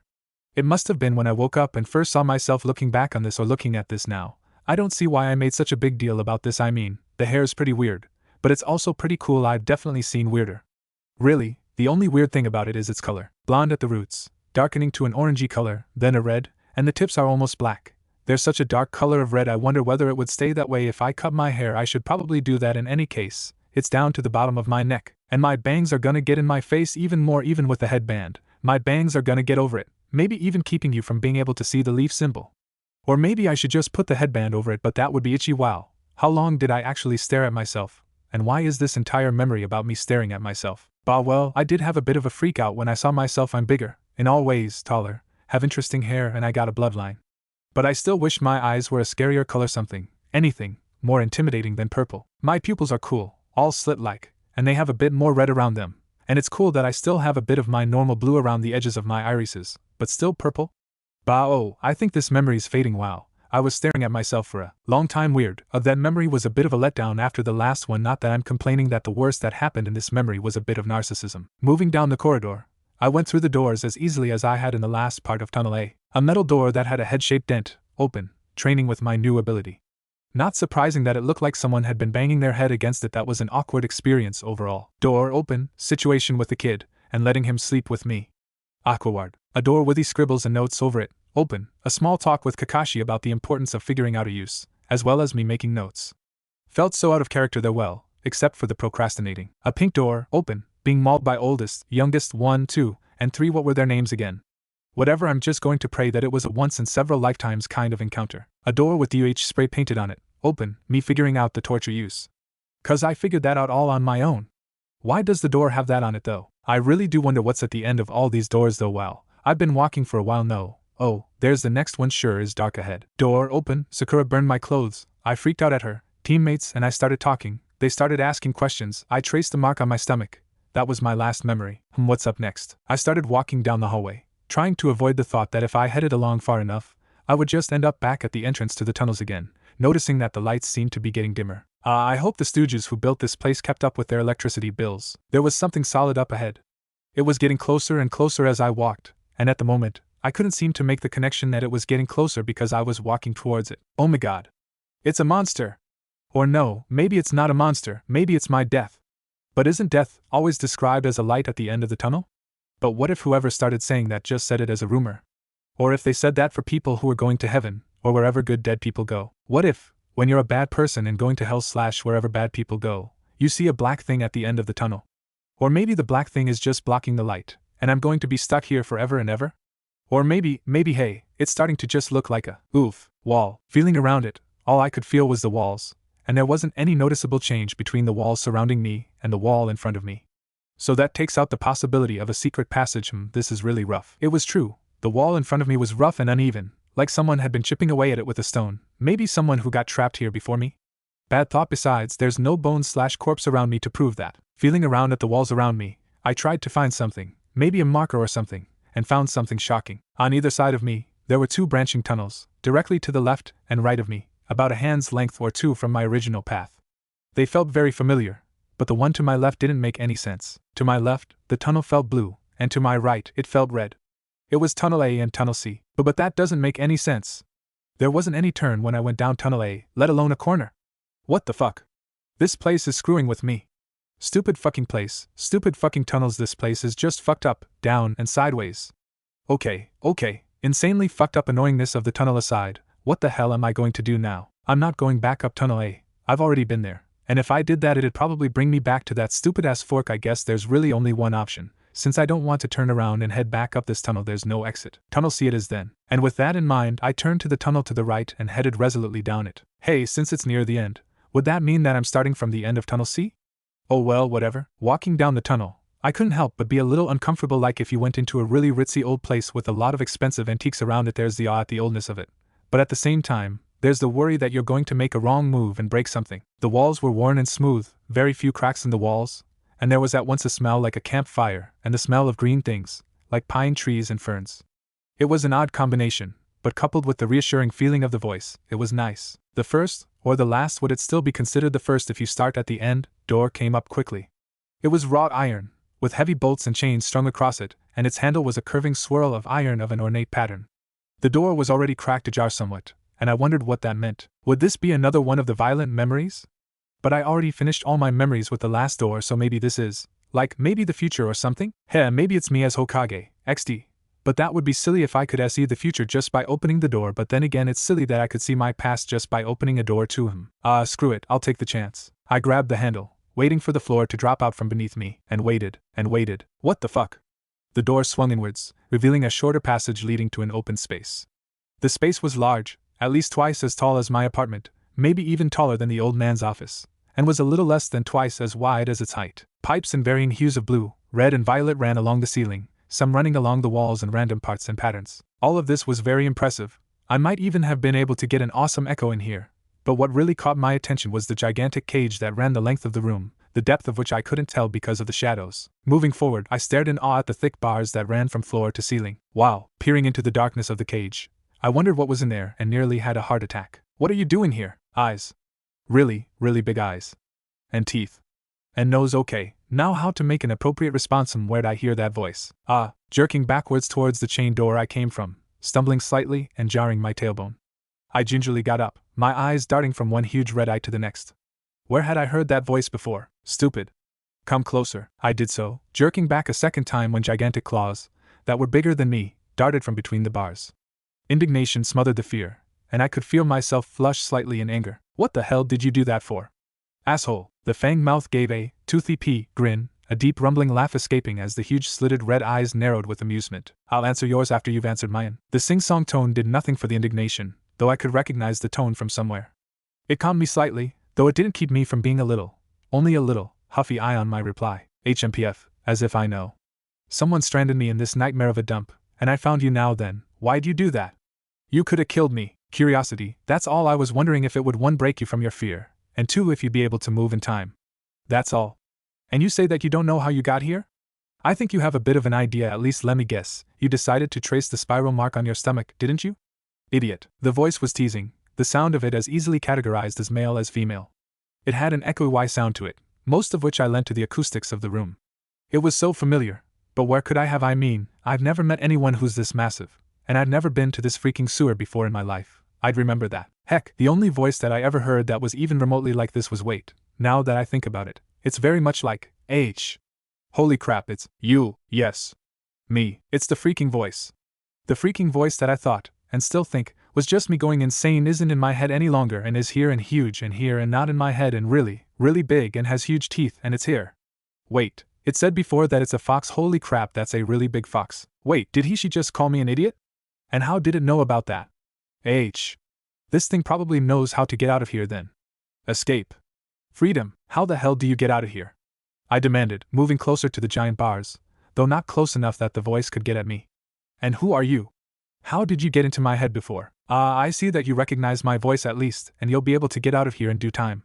For the meantime, stay a while. I haven't had company in so long, and in any case, we needed to have a talk eventually, you and I. The fox's features moved down slightly and I got the sense that she was settling herself down. What the hell? Tell me how to get out of here. I need to get back, or what? Time works differently in here. What may feel like days in here would be only a few hours outside. And what would you do if I don't tell you? Look, Kit, there's no harm in having a little chat with me. So why don't you stay for a bit, huh? Who the hell are you? If the voice isn't just something my subconscious brought up, then it must be someone, and though it's okay for a fox in my head to be labeled voice, a fox in real life, even one as huge as this one, has more than just a voice. Ooh, an interesting question.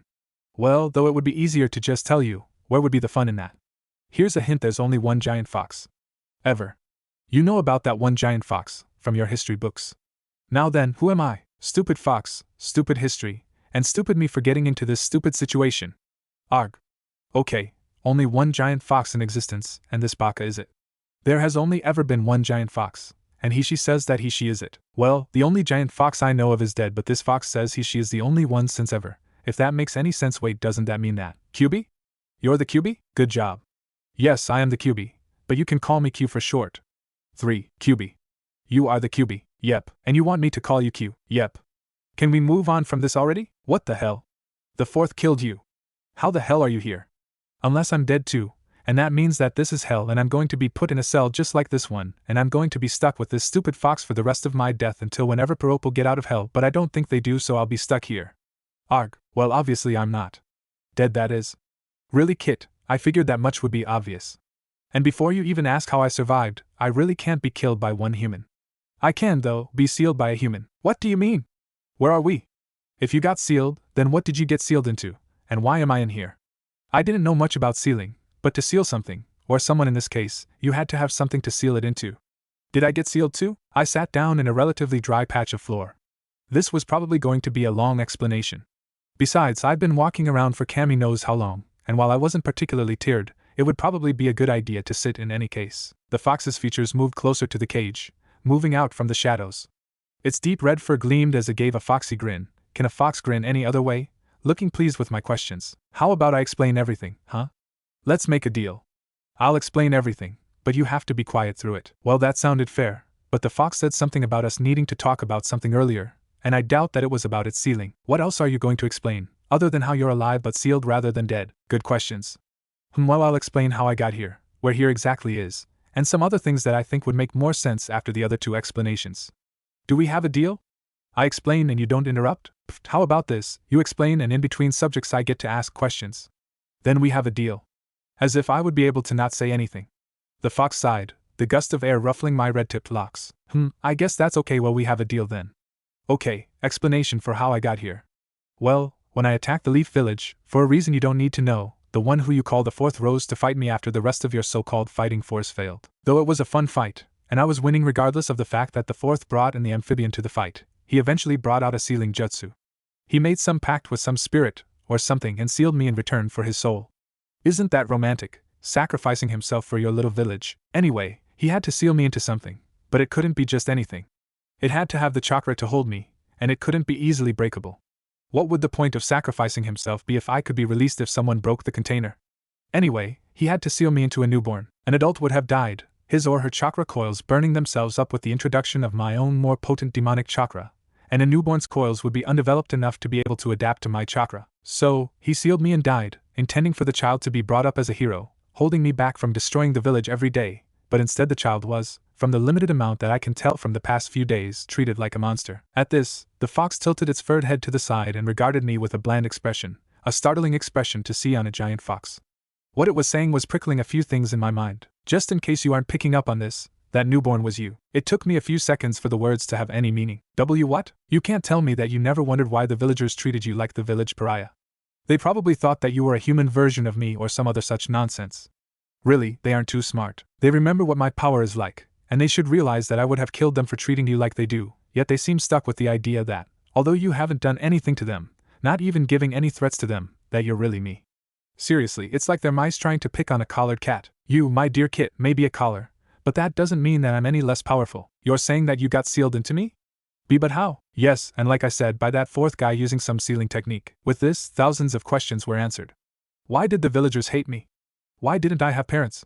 Why didn't anyone adopt me? Simple, all because I had the stupid fox sealed into me. No one wanted the demon container to be around. The fourth wouldn't want to burden a family with the demon child, so he found an orphan. No one would want to adopt the demon child. But no, the fourth wouldn't think like that. Maybe my mom died at my birth or something. Maybe my dad died in the fight. He needed a newborn baby, and I was their great. Does that mean that if I was born a little later, I would have avoided this mess? Well, wait a second, that means that what Mizuki-sensei said was true?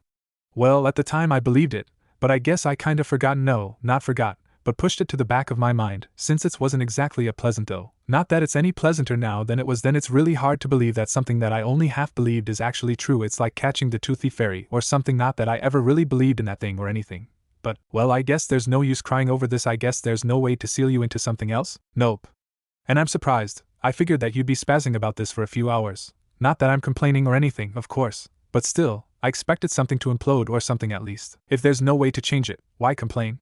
It's a waste of time in any case. What's that saying? Don't cry over spilled ramen? It's don't cry over spilled milk, and I guess that makes sense for a weak human. You're pretty smart. Why would you cry over spilled milk? And this fur ball really finds its ways to add in how great it is compared to me for a big fluff ball. It sure does think it's tough. Whatever, so what's your next explanation? Oh, great and powerful fur ball. To my irritation, the fur ball only looked a little offended by the name, looking equally pleased about it if anything. Stupid fox. Okay, next explanation, where we are. Though from the other explanation, I would have thought that it would have been obvious. We are in your mindscape. This is the portion of your mind that I was sealed into. I'm guessing that you wandered around your mind a little before now. Wait, you're telling me that this dump is my mind? You said it, not me, but if it makes you feel any better, your mind is under a heck of a lot more strain with me sealed into you than anyone else's is. And the fact that this place looks like a sewer is probably lent to the fact that your subconscious at least sensed me here. And really, if you could think up an appropriate dungeon for a demon, would you cage the horrible beast in a field, or in a dank sewer? Well, I guess that makes sense. Is there any way to change it? I mean, if we're stuck with each other, we both might as well be comfortable, and I don't know about you, but I would much rather not walk around in my mind and see a sewer. And what was with those creepy tunnels? There is, in fact, a way, but that can wait for a different time. As for the creep tunnels, the one to the left, Tunnel A, the blue one I supplied. Sure, okay, whatever. So Tunnel A, as you call it, is your memories. The tunnel on the right, what did you call this one, before you interrupt? Tunnel C, the red one. The fox gave another fox grin. Right. Well, that one is MY memories. I'd really rather you didn't go down there without my permission. If you do now, your head will probably explode from the millennia of memories. There's some powerful stuff in there, you know. Anyway, if I feel like you need to see a memory, I can now just bring it up and show it to you. What about Tunnel B? If it's not my memories, which it is, by the way, and it's not yours, well, what I told you about the first tunnel wasn't entirely true. That one is your memories up to when your delightful eyes woke up. That means that that's an entirely new section, all because of my crappy bloodline? Well, that's stupid. Now what else was there that we needed to talk about him? The fox's head tilted up and to the side, its whiskers twitching slightly. Oh yeah, next up on the agenda is what you humans call a bloodline. Well, the explanation is about your bloodline specifically, seeing as how all the other bloodlines aren't nearly as great as the one I gave to you. But, wait. That you gave to me? You are the reason why I have this stupid bloodline? Stupid? It's not stupid, it's brilliant. You weren't helping me out in the least, so when I had my chance on the bridge I took it. How the hell is me having a pervy bloodline helping you out? And I knew it. The freaking bridge. It's helping me out by taking the edge off being celibate for all of your life. And where else would it have happened? I had to totally remake your structure to be able to deal with all that I want. You should be thanking me, ungrateful brat. What the hell? If you didn't want to be cut off from your escapades, you shouldn't have attacked the village, Arrow Fox. Don't call me that. I'm the great Kyuubi. I can destroy you at any. Yeah, whatever you say, you pervy fox. Now what the hell did you do to my body? Why should I tell an ungrateful brat like you? I just made you the perfect male specimen, and you're complaining about it. Ha! All you did was give me the ultimately perverted eyes and give me a different hair color. How the hell would that be considered the perfect male specimen? Q gave me an infuriatingly superior look. I didn't just change your hair, nor did I just give you those special eyes of yours. I remodeled your entire body. Your bones are stronger, and I made them hollow so more white blood cells can be produced. I condensed your muscle and changed your skeleton slightly, meaning that you'll be both more flexible and have more power, and it means that your body can take a heck of a lot more abuse. You have even more stamina than you had before. At this, Kyuubi gave me a decidedly wicked grin, only a fraction of difference between it and its other grins. I also made it so that your brain can hold more information for longer, as well as enhancing other parts of you. Make that stamina of yours work on everything. Insert pervy fox grin number 573. Is that no way? I must be imagining the darker red around the fox's cheeks. It's a trick of the shadows. There's no way that this giant perv is blushing.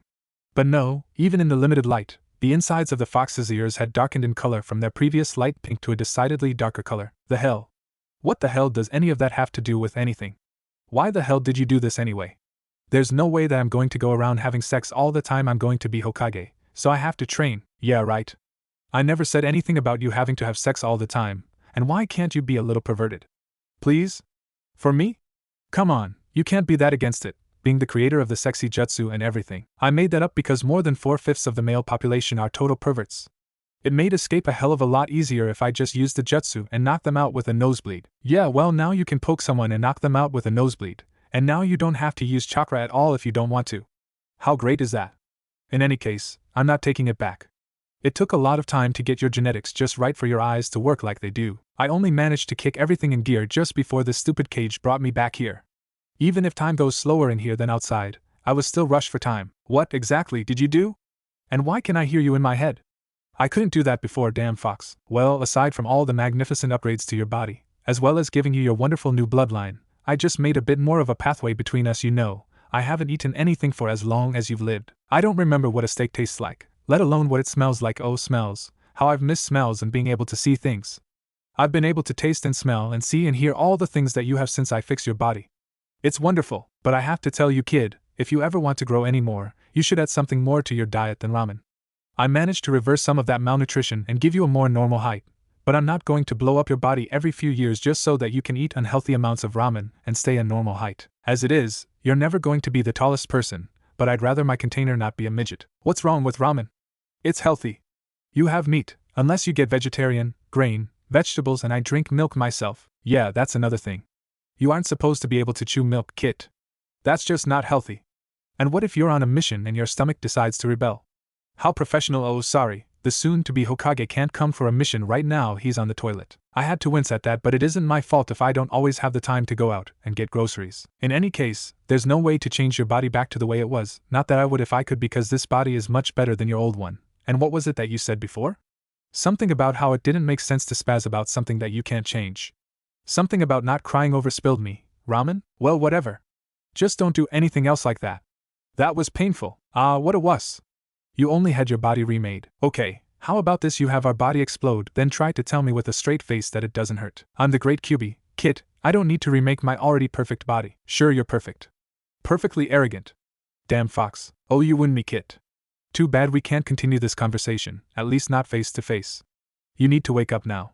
And don't mistake my words, this all happened, but you need to get up from the ground. Here's a tip for next time you decide to trace that seal on your stomach, do it on a bed. The room was starting to get darker around the edges, and the fox's strange, maybe male, maybe female voice was gaining in echo. Wait.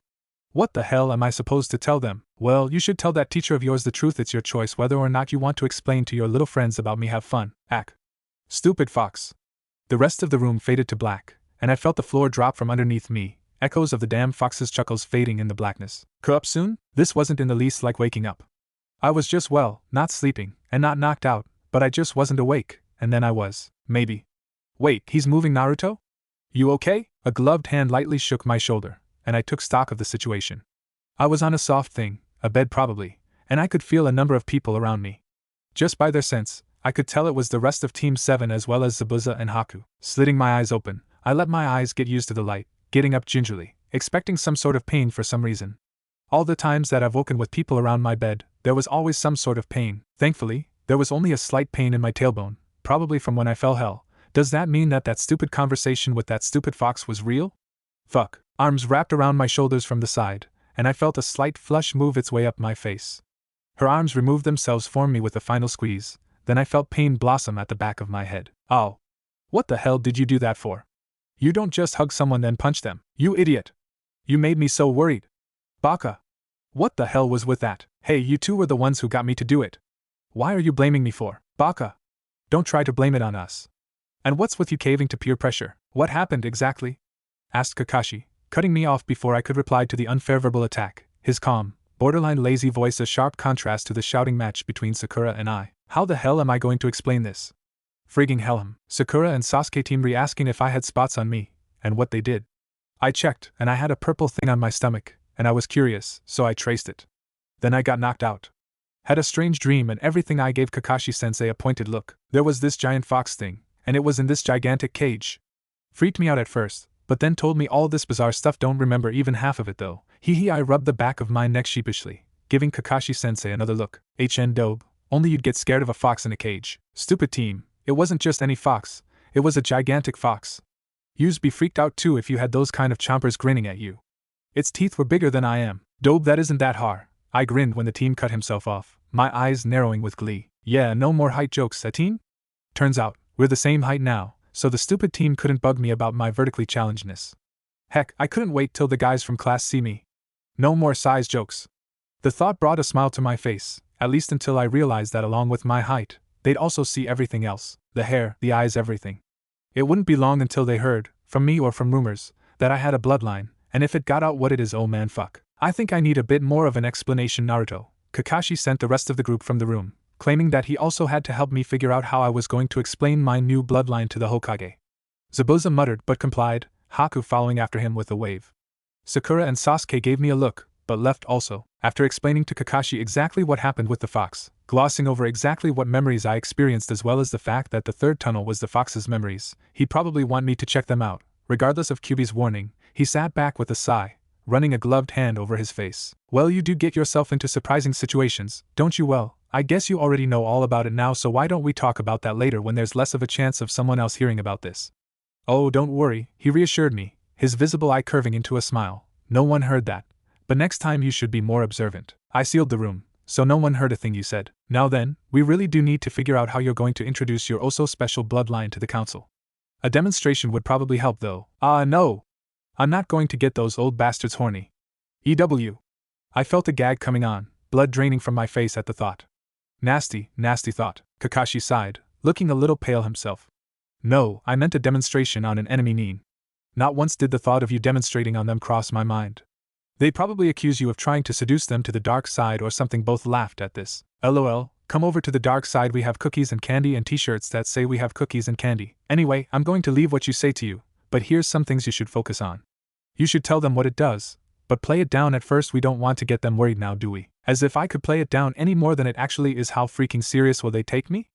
Oh, hello, you already know me. Yeah, the demon kid, oh yeah. And just a heads up, I got a crappy bloodline, yeah. I can make someone get knocked out with just one poke. Of course it's with a nosebleed and the guy will have one hell of a boner when he gets up, but still sure, great. You should also make its use known almost immediately. They'll probably discuss things, then ask you to demonstrate. Kakashi gave me a look that said that that would be more of a demand than a request. You'll be brought to the interrogation complex where you'll probably meet Ibiki Marino. After that, you'll be on your own and you'll have to prove you can get information out of enemy ninja with your bloodline. Who's this Ibiki Marino guy? Ha! Remembered the guy's name and everything. He's the head of the torture and interrogations department. He, depending his impression of you as well as depending on his mood, will be the one to show you to the nin you'll be interrogating. Great, maybe if he doesn't recognize me, I won't be stuck with some tough mute nin. Well, maybe. Do I get any information on the nin? Like what they want to find out from the guy, where they found him, that sort of thing. Kakashi looked pleased with my questions. If you aren't given them, you can always ask. I don't know much about the department, but I'm pretty sure that they have files on all the nin that they've had there. I think that they make the folder up immediately, adding more information about the nin as it becomes available. So in other words, Kakashi knows that they have files on all the fucks that end up in there, and I'll have to ask if I want to see any of it on the guy I'm going to interrogate. Great. The door opened then, Sasuke and Sakura walking in. I think we should be helping out with this. I mean, if Naruto has to go through with this, we should support him, right Sasuke? Besides, Naruto isn't the best at organization, so we have to help him out. If Naruto gets sent to another team, I know it won't be because I didn't help him. Though I felt happy that Sakura wanted to help, if a little annoyed that she still didn't think my organization skills were great. Didn't she see the list? I couldn't help but think that being removed from the team wouldn't be the worst thing to happen. Soon enough, I had an idea of how I was going to make my bloodline look well. Not exactly great, but I at least knew how to make it look like it isn't totally useless. Sakura made me run through what I was going to say over and over again, with only small comments in between each repetition before she questioned me again. It only stopped when I interrupted myself with a big jaw-cracking yawn and a complaint about being exhausted. Only a dobe like you would be tired after that long of a nap. You were out for 3 hours, dobe. I gaped at him. No one had told me how long I was out for, but it wasn't any lighter than it was when I started the talk with my two teammates, so I figured it wouldn't have been that long. Q said that time was slower in my what did it call it again? Mindscape, that's it. So it said it was slower, and I was in there for a heck of a long time. Regardless, the stupid team doesn't have to bug me about it, not like he has to deal with seeing spots all the time even if I don't see them right now. The stupid fox made my memory better so I remember where all the stupid spots are. I glared at him, letting a bit of violet creep into my eyes, the team retaliating by letting his own eyes go red. So, what is the sleeping arrangement? Sakura asked, breaking the staring showdown SAS team and I were having.